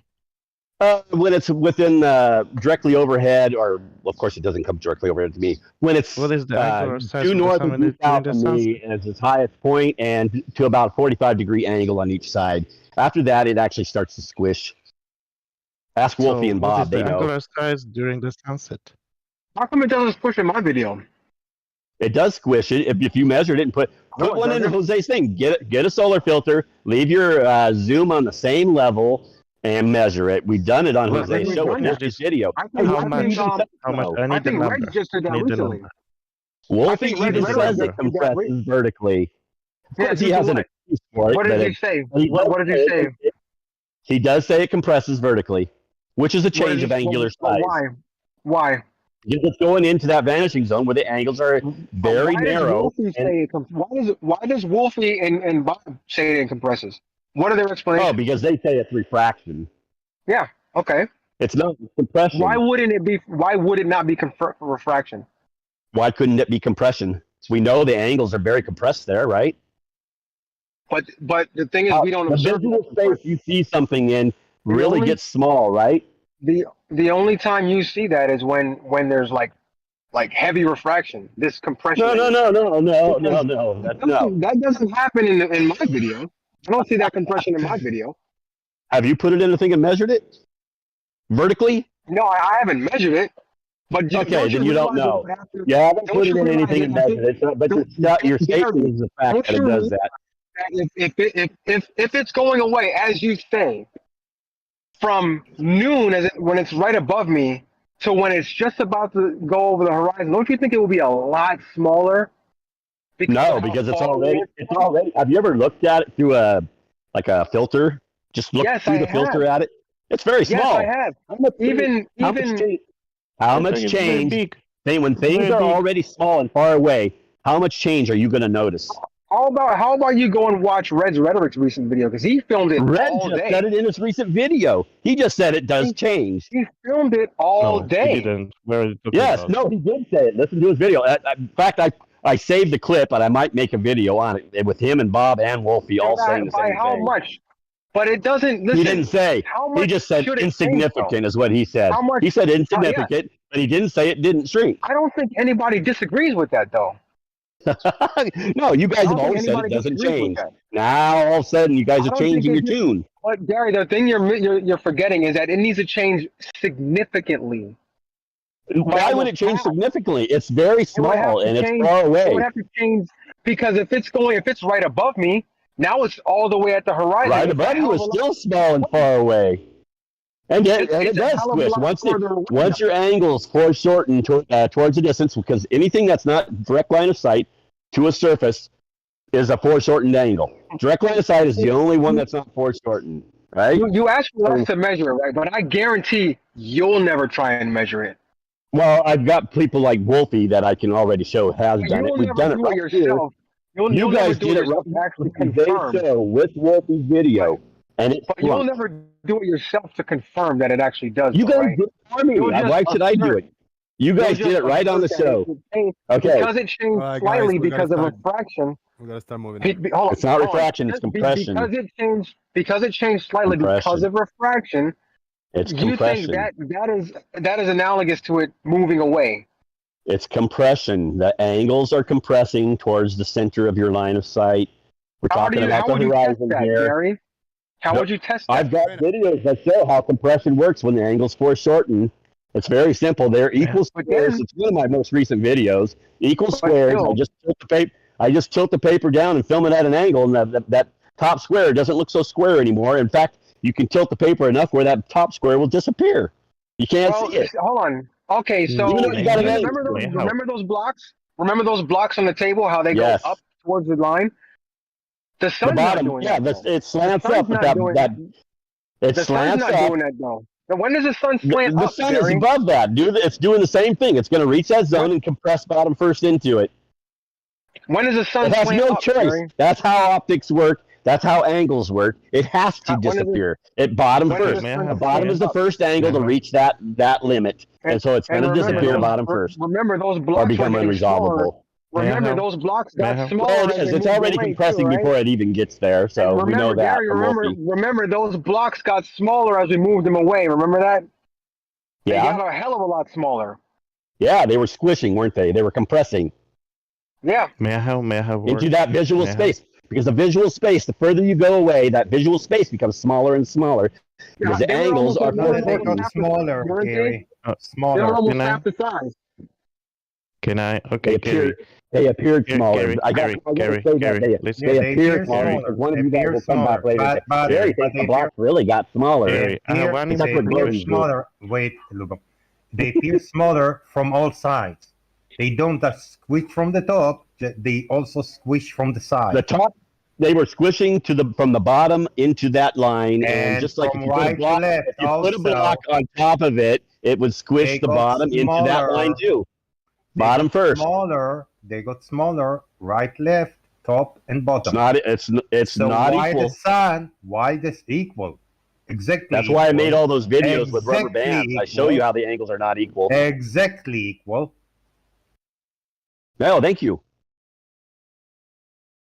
You're right. Exactly. They don't change. Exactly equal. So why the sun is only changing? Measurement. Everything else is foreshortened. Why is the sun not changing also equally? It does. I just told you. Left, right. Resta said it did. Wolfie said it did. Bob says it does. Left, right. Top. It doesn't matter. It's compressing into the center of your vision, which means it's going to compress bottom first. It's already tiny. It's already tiny in the first place. Your zoomed-in images don't do it justice because but the fact is, in reality, it's very small. It's just a little round thing when you're looking through a filter. Just put a filter up to you. All right, you guys hear me? Check, 1, 2. Check, 1, 2.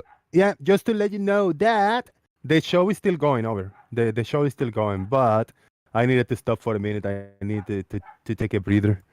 I needed to take a breather for real, man. Why am I all covered up? Because it's cold in Florida, USA.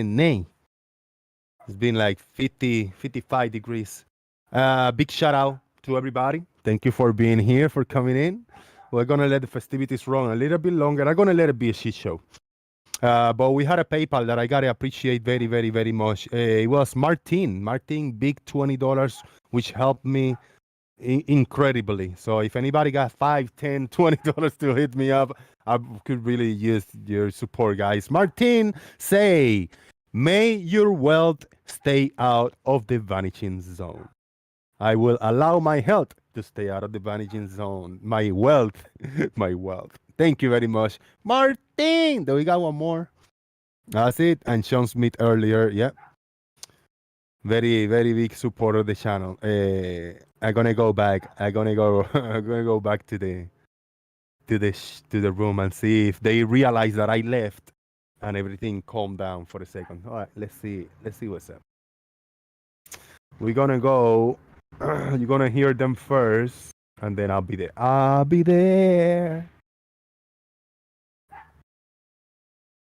Gary, zip it for a second. If it's 100 feet away from you, it would look twice as large as it would look 200 feet away from you. So, of course, when you're in the distance, it doesn't change much, because if it's thank you. 1 mile from you, That's what I said. you need to That's what I get said. 2 Thank you. miles. You need to get 2 miles to get. So how much further away the sun moves away from us? Well, the sun, if it's directly overhead, it's 4,000 miles probably directly overhead. And when from it's where not I'm overhead, at, obviously it's never directly over my head, so it's even further. When it's set, how far away is it? Probably about 6,300 miles away. 63. So that's 400 square plus 6,200 square root of both of these. So that's more than twice the distance it was when it was above you. Why? Yeah, and it's already far away, so that changed, just like the truck. Just like the truck that's already down the road, you can't discern the change. Same with this, but it does change. We see that. Wolfie even said so, and has the video demonstrating it. The size. It squishes. It squishes because the vertical. Everything above your eye level goes down towards your eye level. Everything below goes up towards it. It squishes into that. The bottom first is obviously going to be the thing that touches that line first. Gary, perspective work in all directions. It doesn't care about the vertical. No, the horizontal part going across the sun is going to change very little. It's even noticeable because the sun is only a half a degree in your sight. It's only a half a degree, and it's far away, which means you're not going to see that difference. Well, you will see it compressed vertically because it has no choice when it starts getting into that vanishing zone. There's simply no angle to it. You said it's 4,000. Then it got directly overhead. Directly overhead. And when it's farther away, it's 6,000. So we did the calculation. Well, no, it's more than that. That's more than 6,000. So it's more than 6,000. GP point. Then you still got the height. So it's farther than that.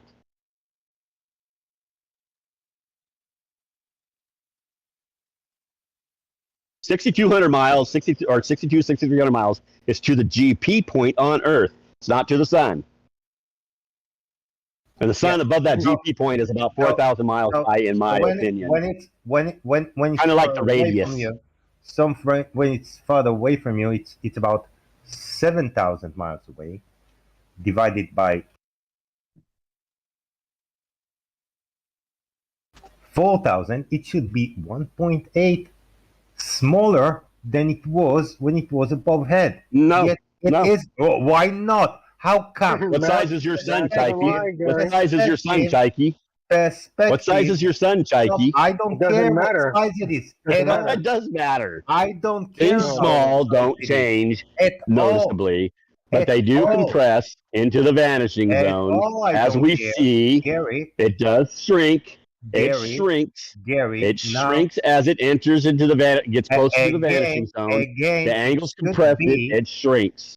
It should be 1.8 smaller, both vertically and horizontally. Yet no, it it's not isn't. true. Why you saying no? Why you keep doing saying your math? no? You didn't even realize it was 6,300 to the GP point. So now you're changing everything again, Chaiki. Are you denying perspective now, Gary? Right in the first place, let's let Gary do the math.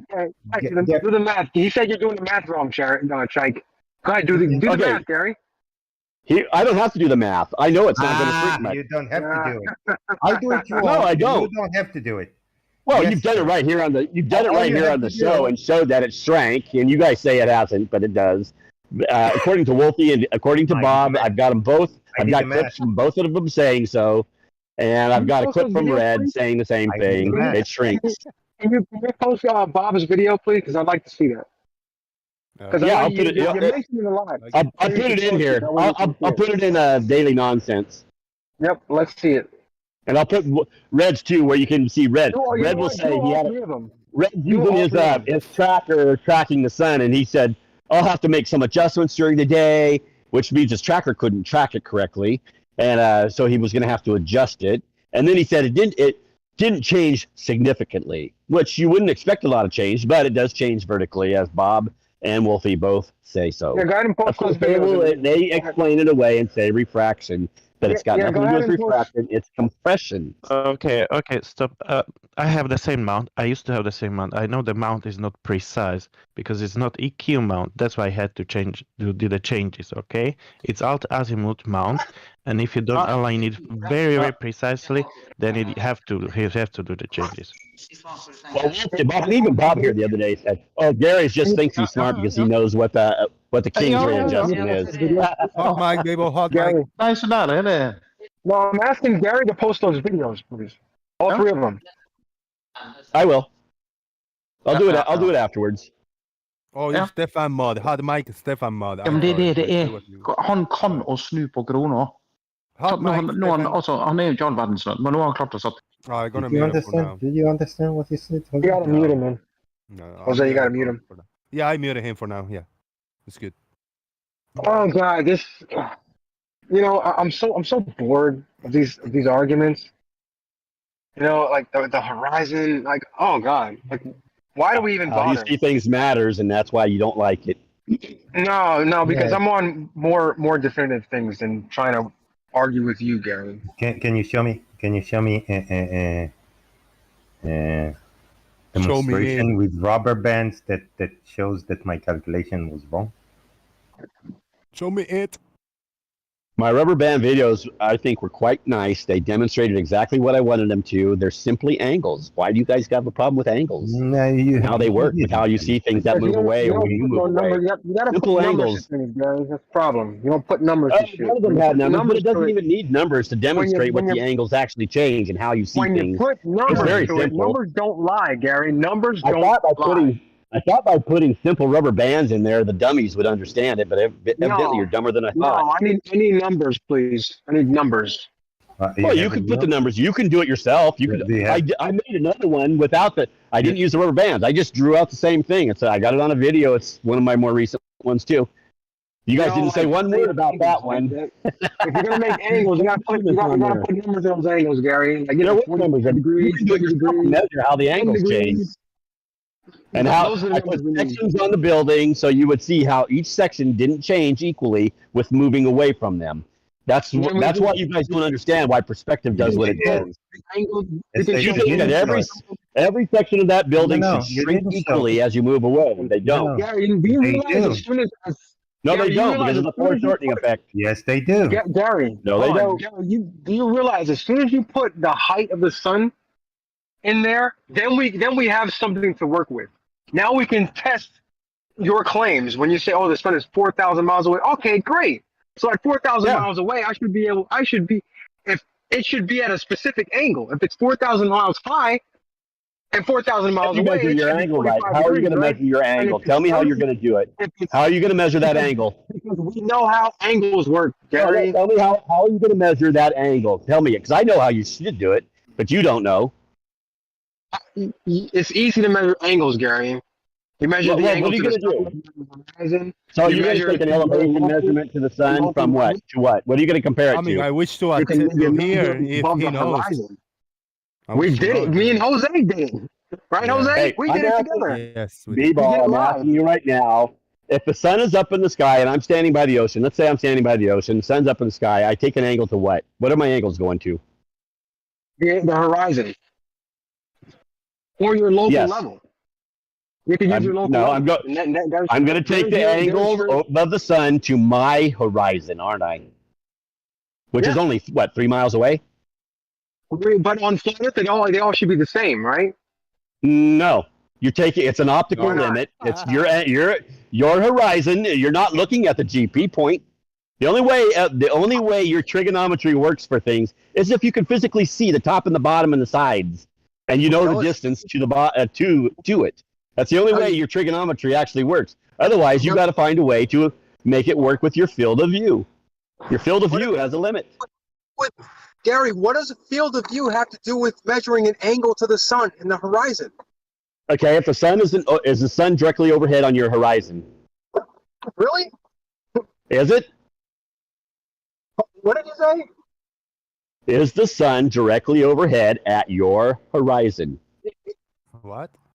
It can be. Overhead At a or certain- one word overhead? If you're let's say it's going towards the horizon, right? It's up in the sky.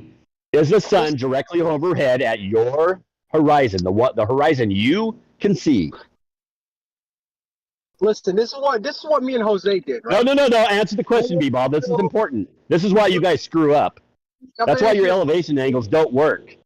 Trigonometry doesn't work with your field of view and your perspective. All right. I'm going to bring this down to a point. Earth is life. Hold on. I want to ask that question very solid, so I understand. But first, I got a big shout out to Larry Scott with a big $10 super chat. Thank you, Larry. I really appreciate that, man.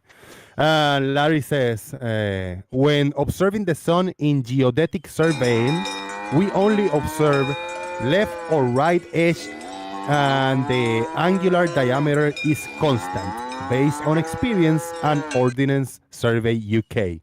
Measured not vertically, though. Thank you. Of course, you avoided vertically. You said horizontally.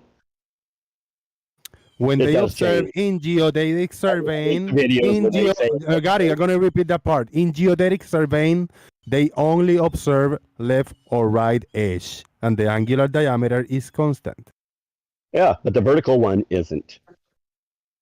Because it's not because what you're doing is not. Well, we just want to avoid that, don't we? We just want to avoid the vertical one. In the vertical part is not involved in geodetic surveying. It doesn't matter. If he measures an angle from the top to the bottom, that's all he has to do. He can measure an angle if he wants to from the top to the bottom. That's not how they do it. As it moves to the horizon, that angle, it will change. That's not the point, though. That's not what they do. Well, he can do that if he wants. He can do that, though, can't he? Is he able to take an angle from the top to the bottom? But yeah, you can do that. Yeah, sure. Okay, Gary, let him do that and then see if it changes. All right, hold on, guys. Larry, elaborate on that point, please. Yeah. In surveying, the width of the sun remains constant. In perspective, all directions would be shrinking, but the sun remains at 93 million miles from my point of observation, noon and late in the day. Doesn't matter.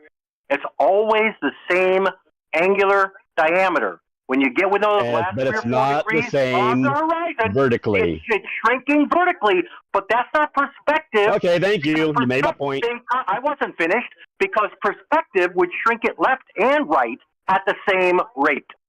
No, because you got to take into account your field of view, which is at the vanishing zone at the horizon. The angles are compressing. The sun's angling down. The bottom touches that limit first. It's gonna squish. Yeah, he's got to repeat his mantra. Well, because it's the same thing. Why would I change it? All right, so let me show you. Let's go back. Let's go back to the sun over the horizon here. I'm talking over. No, because I'm gonna explain what me and Jose did. Right. So, what me and Jose did was I waited until the sun was directly above me in Hawaii, right? And then Jose and I took angles to the sun at the same exact time. Now, if we were because we know the distance between. What was your angle to the sun when it was directly over you? Hold on. It was 90 degrees, right? So if we know the distance between both of us and the sun is 4,000 miles above me, then it should be a specific angle from Jose's location. It will be according to your field of view, not according to trigonometry. That angle was different from the angle that we measured. Okay, Jose, let me make a point here.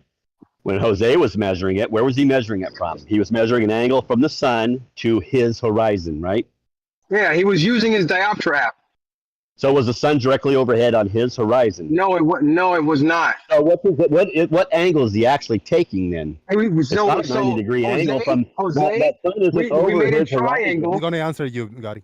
What kind of a triangle is it? We made a triangle from me, Jose, and the sun. Yeah.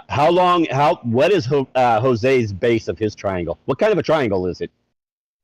A freaking right angle triangle. No, it isn't, because the sun isn't overhead on his horizon. It's not a right angle. It can only be a right angle if it's directly overhead his horizon. Gary, it was over my head. Yes, on yours, and you had a 90 degree. It was noon for me. Yes, you said it's directly over your head. You had a 90-degree angle. Jose was in Florida or Texas, wherever he was at the time you did it, wherever he lived at the time, right? He was in Florida. Okay, so his angle to the sun was a direct line of sight to the sun from where he was standing, right? Now it was the sun wasn't overhead on his horizon. His other angle went to his horizon, right? So that's only what, 3 miles away if he's standing on the ground by the ocean. In the road by my house. It has nothing to do with the. So then the angle from that GP point of his horizon is the next one. That's the baseline, and then the angle has to go up to the sun from there. Those are your sides. His base is only 3 miles. Gary, it's not the distance to Hawaii. It's the distance to his from his. It's from his horizon. The angles go from there. Not a 90-degree angle. Listen, the Earth is flat, right? Earth is flat, right? Yeah. We have a flat baseline. That means there's a straight baseline from Jose to me, right? It's about he's measuring the angle. He's measuring the angle to his horizon. He can't see the horizon in Hawaii. Stop talking for a second. There's a flat baseline. That means there's a straight, flat line between him and me, right? Since the Earth is flat. And this is where you're making your mistake. That means hold on. That means that the angle should be a specific angle on flat Earth, right? But the problem is the angle didn't match. Not in your field of view. We made a triangle. It's flat baseline, right? Remember that flat baseline? Well, is it a right triangle? You said it was, but it's not. Yes, it's the right. Yes, it's the right triangle. He's measuring it to his optical horizon. That's not. The sun is above me. That's not the GP point of the sun. Gary, what horizon? He used the up. Which isn't a 90-degree angle, is it, Chaiki? What it has to do with the horizon? Nothing to do with because the horizon is what he's measuring the angle of the sun and relating it to. No, we're not. We're not looking at the horizon, Gary. We're just using local level. No, when he measured, we made a triangle. His local level will take him to his horizon. His horizon is the optical limit, and that's the GP point where he has to draw his line from that angle, from his baseline up to the sun, and then also from his position to the sun. His baseline is only 3 miles. Right. So from his feet, it's not Gary, to you.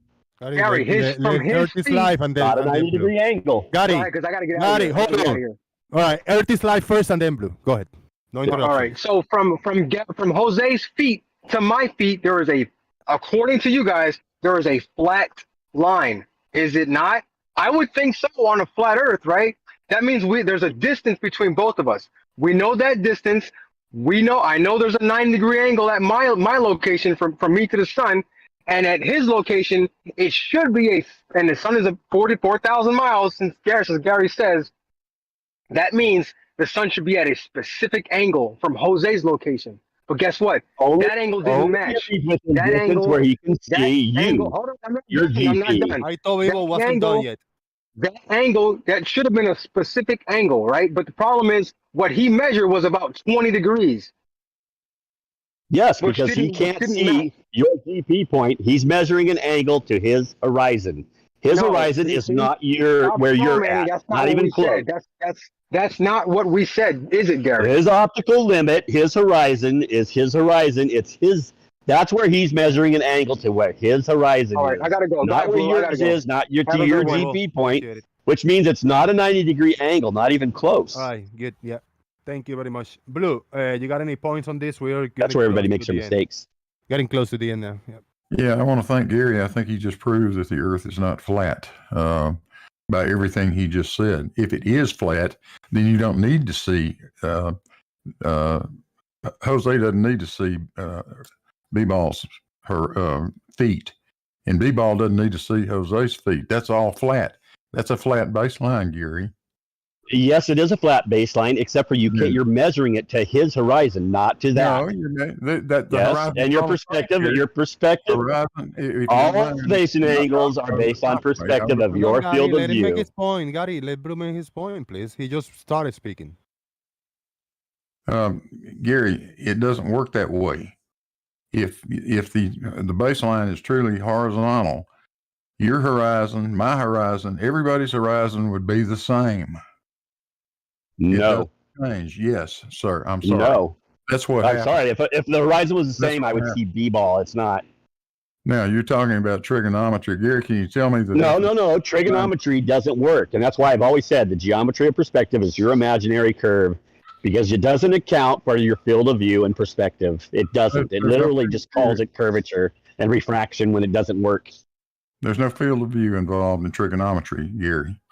No field. No, I know there isn't, but there is in how you actually see the angles to something in the distance that are too far for you to see the GP point. Not with the app that Jose was using. No, even with the app.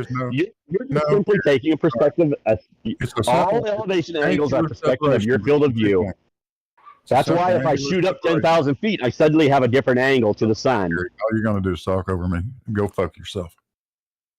If I go 10,000 feet up, my angle is completely different. Gary, vertical angles are not measured from the optical horizon. They're measured from the gravity vector. Correct. When you use a sextant, are you using a gravity vector? No sextants were involved. But you're taking a measurement as an angle to the sun. Gravity. What do you think? You can use a protractor if that suits you fine. What do you think a theodolite is referenced to, Gary? Hey, calm down. Don't have a heart attack now, Blue. What do you think a theodolite is referenced to? You think you reference a theodolite to the horizon? No, I'm just down, Blue. I don't want to talk to Blue because I don't want to be the cause of this heart attack or stroke. That's what I'm doing.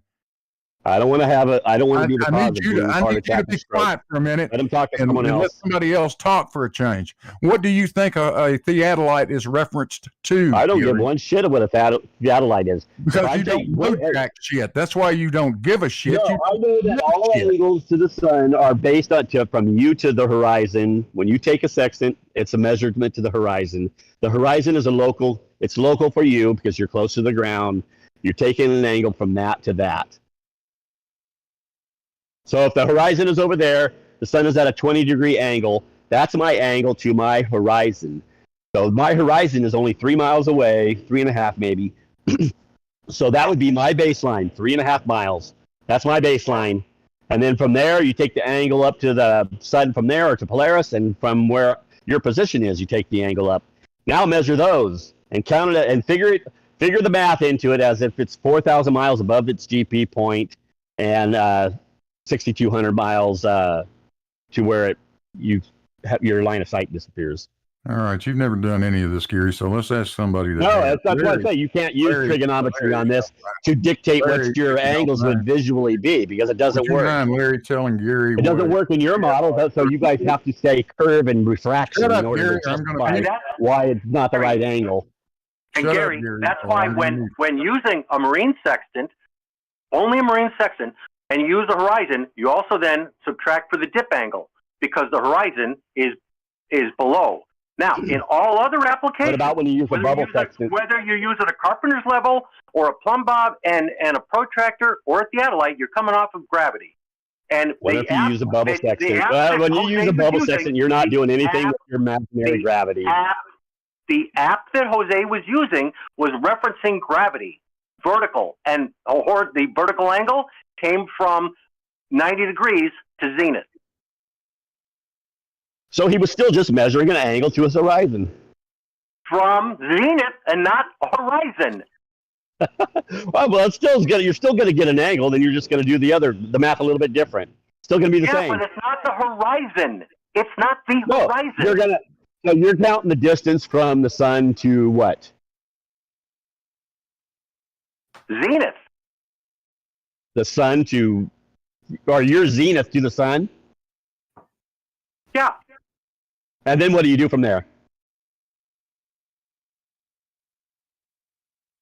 You subtract it off 90, and you have your vertical angle, which is not the angle to the horizon.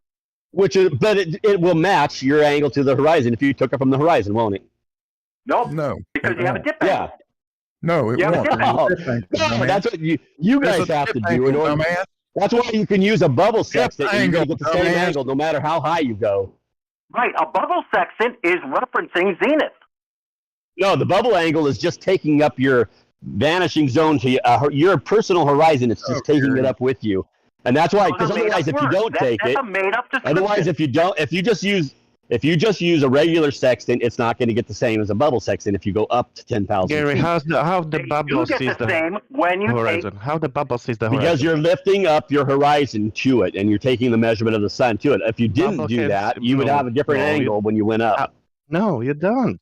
Do Yeah, you you have would. a bubble? Do you have a sextant? You don't do leveling. No, but if I by go up in watching the horizon. elevation, the angle will change to the sun if I'm just taking an angle to my horizon, right? Just a regular to the section. I'm horizon. taking an angle to my horizon. Yeah. I'm gonna get an angle to the sun when I'm on the ground. If I go up 10,000 feet, I take an angle from my sextant to the horizon to the sun. I get a different angle than I did on the ground, don't I? Right. Exactly. But And I won't if with the you're bubble 10,000 sextant because then I'm taking it. It's like I'm taking my ground up with me. It's No, the no, equivalent of okay. doing the same. So the perspective will let's- keep it at the same angle in relation to the horizontal that you created or the baseline you created Okay. with your bubble sextant. Okay, let's go to the sextant operations manual. If you're 10,000 feet and you measure the vertical angle from the horizon, then you have to calculate a much larger dip angle than when you're at 100 feet and You measuring don't the angle. calculate any dip angle into the bubble sextant. You're right, because you're not observing the horizon. Because I know you're taking an angle to your bubble sextant. Which is referencing the ground up with you, and that way the perspective will remain the same as what it looked on the ground because it's not to the horizon. It's to your. It'll be the equivalent of being on the ground by taking the bubble sextant up with you because you're measuring it to the bubble sextant. So you change the angle of the sun to that will be the same as what you were on the ground. Right, with a bubble sextant. If you don't take the bubble sextant and you do use. Because there's no reason you can't see the horizon when you're 10,000 feet up. If it's a clear day. Okay, You can take an angle to it. No, let's take those elements that you just described. Using a bubble sextant on the ground and using a bubble sextant at 10,000 feet, you'll get the same angle. When you're using a bubble sextant and you measure the angle to the sun, and when you're using a marine sextant and you're measuring an angle to the horizon, when you subtract out the dip angle, you get the same vertical angle. Yeah, when you go up with the regular sextant and you're on the ground, you take an angle to the sun to the horizon. Now, if you go up and you take that same sextant and you measure it to the horizon, the angle of the sun, it's going to be different than you were on the ground. Correct. And a different dip angle applies. But you're still measuring it to the horizon, which means the sun moved up in your field of view because you changed the distance to your horizon. That's why your trigonometry doesn't work when it comes to measuring perspective and long distances. That's why, per all documentation, when you go to 10,000 feet, you have a much greater dip angle than when you're low. But when you're using you have a much longer distance to your horizon, don't you? Yes, and a much bigger dip angle. Yes, and which means the same sun angle moves up in your field of view. If you just simply look, you don't even use anything. You're on the ground. The sun can be touching the horizon, but if you shoot up like 10,000 feet in a couple seconds and you look again, all of a sudden the sun's quite a bit above your horizon. It's got a nice Very spacing. good. The Earth is a globe. Yeah. Welcome to the globe. No, that's got nothing to do with the globe. You just increased your angle to the surface. It has everything to do with the globe, Gary. Further out, and the sun will be then, therefore, moved up into the sky higher. That's why your trigonometry does not work for measuring perspective angles. Your angles are simple perspective angles. When you measure an elevation angle, it's perspective. He's done a pretty good job of that today.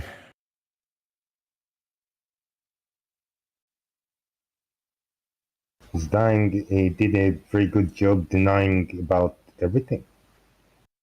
I'm not denying anything. I just know trigonometry only. You've been denying perspective. Trigonometry. He's denying everything. What is where it fits your field of view is correct to the measurement. That's the only way it works. If you can't physically see the GP point of that because it's way far away, why you need to see it? Why you need to see it? You're going to have to add in your curvature and refraction to try to make it work. Why do when it was never that in the first place? That's why when you measure an angle to the sun over the horizon, Gary, why do you need to see it? It's not going to match your trigonometry, what you think it should be, because it's not taking into account your field of view. Gary. And it's not a 90-degree angle, by the way. Why do you need to see the GP? In order to take a 90-degree angle. 90-degree angle is at the GP. It's easy to take. Yes, but your field of view. Your field of view, the angle is to your horizon, which is a completely different place than the GP. What is Jose's seeing the GP has to do with the elevation angle we measure to the sun? The G, because you got to take a right angle to it in order to get the measurement correct in your trigonometry. You have to be able to see the base and the top, Why you need to and see know the the base? distance to the base, and then that measurement will be correct to your Why do you trigonometry. need to But see once the you're way base, past Gary? that, once it's way out of the distance, your field of view is compressing as you move away, and that's not accounted for in your trigonometry. Your trigonometry doesn't work straight up when it comes to measuring the elevation angles in perspective. It doesn't work. Why But you does guys it need pretend to it's curvature and refraction. Why does That's it where need that's to where it see? got messed up. You guys couldn't understand, so your mathematicians of old figured it had to be curved, and so therefore they made their math to fit the curve by adding in curvature and refraction. Very cute. And it's Why simply a why compression do of your you field of need to view. see the Which is why you can't GP? measure perspective angles and How get you and they seeing don't work the with your GP? trigonometry. How do you think the GP changes anything since you're not measuring the angle? Because that would be your right angle. That would be your right No, angle, your and you right don't have angle is one. to assume flat surface. No, your measurement would be from To your the assumed flat GP surface. to the GP of your horizon. I don't That's care your about the baseline, and then GP. I don't from care each about of the those GP. to the center Polaris. That's your distance to Gary, from those sides. if you stand below a street light and measure the angle to be 90 degrees above you, and I don't have the line of sight to your feet, and I measure the angle to be something else, and we know both we are on the same flat surface, we can do the calculation what this angle should be if we know the distance between us. I don't need to see your feet. There's no such requirement at all. No, your elevation angle is taken because the sun I'm and not Polaris taking are it far from your away. feet. Your I'm elevation taking it. angle is related to your I'm taking it. personal field of view This, horizon. this specific app. That's your May I have 30 seconds more, baseline. That Riley? distance is your baseline of your triangle. It's not a right triangle, is it? This specific app I will is have to go using soon. the accelerometer in your phone. Doesn't care about no horizon. I don't care about any of that stuff. Well, I'm talking about you what your don't care. actual angles are, and your field of view is your baseline, is You your have just horizon said to that you. we measure That's from your the baseline of horizon. your triangle. It's not a Because right we triangle measure because the from sun the or Polaris horizon. isn't above. Its GP point is not above your horizon. Like, may I have 30 seconds with Gary, please? Gary, I just want you to listen, because when I listen to you, it's like listening to a person. When the person sees something in the ground, and 10 people say him, "That's a bullshit." I saw the bull making that shit. I said, "Oh no, that's a bullshit." And then Flathead Yeah, will you know come what? and I'm say, not going to "No, even that's a talk to you as you're chocolate cake." being an Now let me asshole. You let can me just go finish. It's a bye-bye. chocolate cake. I'm not It's a going to listen chocolate to an cake. asshole like you. You're worse than Blue. Just listen. Listen, Gary. It's like listen to just listen. Yeah, you know what? Then the I'm Flathead not do. going to listen to a guy Gary, who's saying I'm just Gary, looking at bullshit. Don't He can go listen, to hell. Gary. Let him talk. Just listen. No, actually, I'm just going to I'm hang up really now. honest. I'm really I'm not honest. going to listen to this Gary. clown. Hang up. I'm not going to listen to him. Go Gary. ahead, hang up. Shut up. Goodbye. Then don't talk. Then talk. Then don't talk. Okay. It's like listening. A Flathead will tell you, "No, it's a chocolate cake." Really? It's a chocolate cake? Then 10 people tell him, "No, it's a bullshit." But he said it's a chocolate cake. Oh, I'm going to try. He tries that. It tastes like a bullshit. But the Flathead will stay say, "Oh, that's how the chocolate cake tastes." Oh, it must be chocolate cake. The other people must be wrong. It's the same thing as listening to Gary. He doesn't believe his own eyes. We show him picture of the sunset clearly behind the wave, behind the sea. And he still doesn't believe his own eyes. It's so frustrated because he's so stupid and gullible. Oh, okay, I have to go. My kids woke up, so I have to prepare breakfast. Bye, everybody. I'll maybe listen. I may keep listening, but not talking. Bye bye.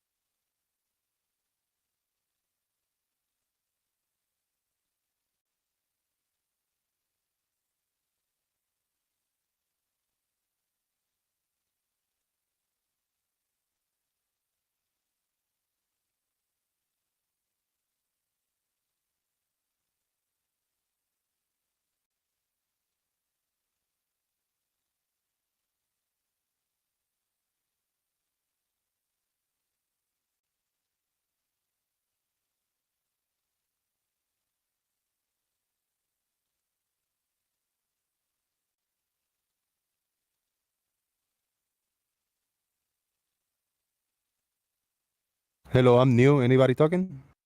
I just got back.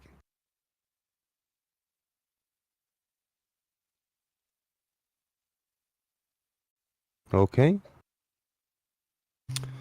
All right, let's end the poll. Let's wrap it up for the day. There was a poll earlier on screen, and the poll is, does the sun looks 3,000 miles high? And the majority of the 39 people voted no. No, the sun does not look 3,000 miles high, but in a very close second place, the answer was rubber bands. Rubber bands with 33% of the votes.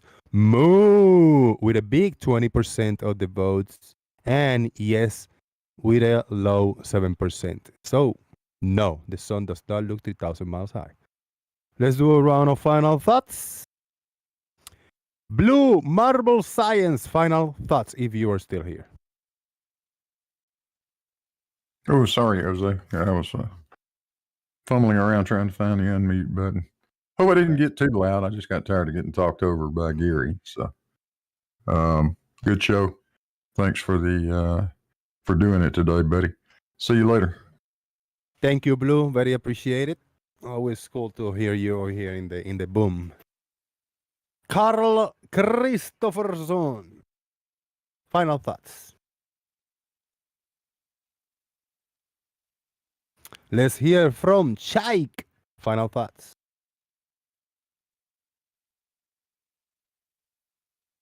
Citizen 9. Final thoughts. Drink of Kool-Aid. Great show today, Jose. I listened to most of it. I love listening to flat earthers talk about sextants. It's really, really obvious they've never picked one up or have any idea how they work. Thank you very much. Appreciate it. Lubo in China. Final thoughts. Oh, well, I'm still here. Yep. I'm sorry, I probably made Gary left. Gary to leave. I just said Gary is very gullible. Like, if he says a BS on the ground, and 10 people say it's BS, and one flat earther will say, no, it's a chocolate cake. I don't know, let's try it. He will try it.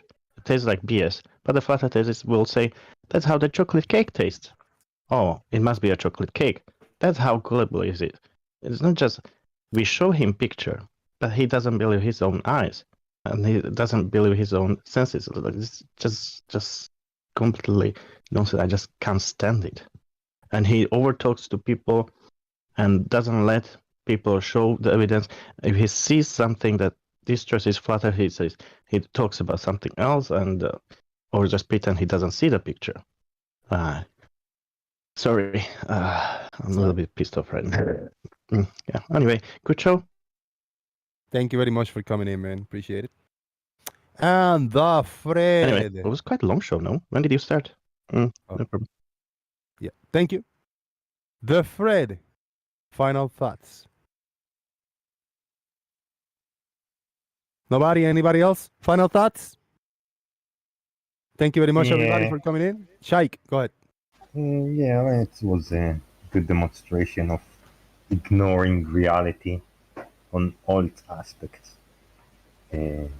Perspective now only work vertically, and of course things appear, but you can actually prove they are not like this, but we don't know how because we didn't let No Thanks finish he didn't finish his demonstration. Why is it true what he said, how we can prove it, and why do we see something different?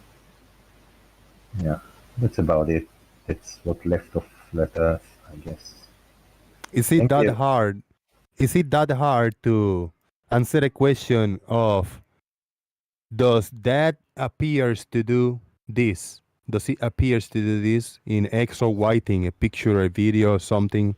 It's not hard to answer. If something appears to do something, well, it does appear to do something. Doesn't mean it's doing it. It appears to. Right, and he did admit it. It appears to be below. So okay, that was reach some point. Now, if you say it appears, why does it appear to be below when you say it can be proven to be above? Because then you will have to progress in the conversation. Then you have to move forward. And how dare they accepting or answering a direct question if they think they're going to progress in the conversation? Yeah, need to keep the regress, not the progress. You know it. Thank you, Chike. Thank you, everybody, for watching. Appreciate it very much. Jose JG out. Boom.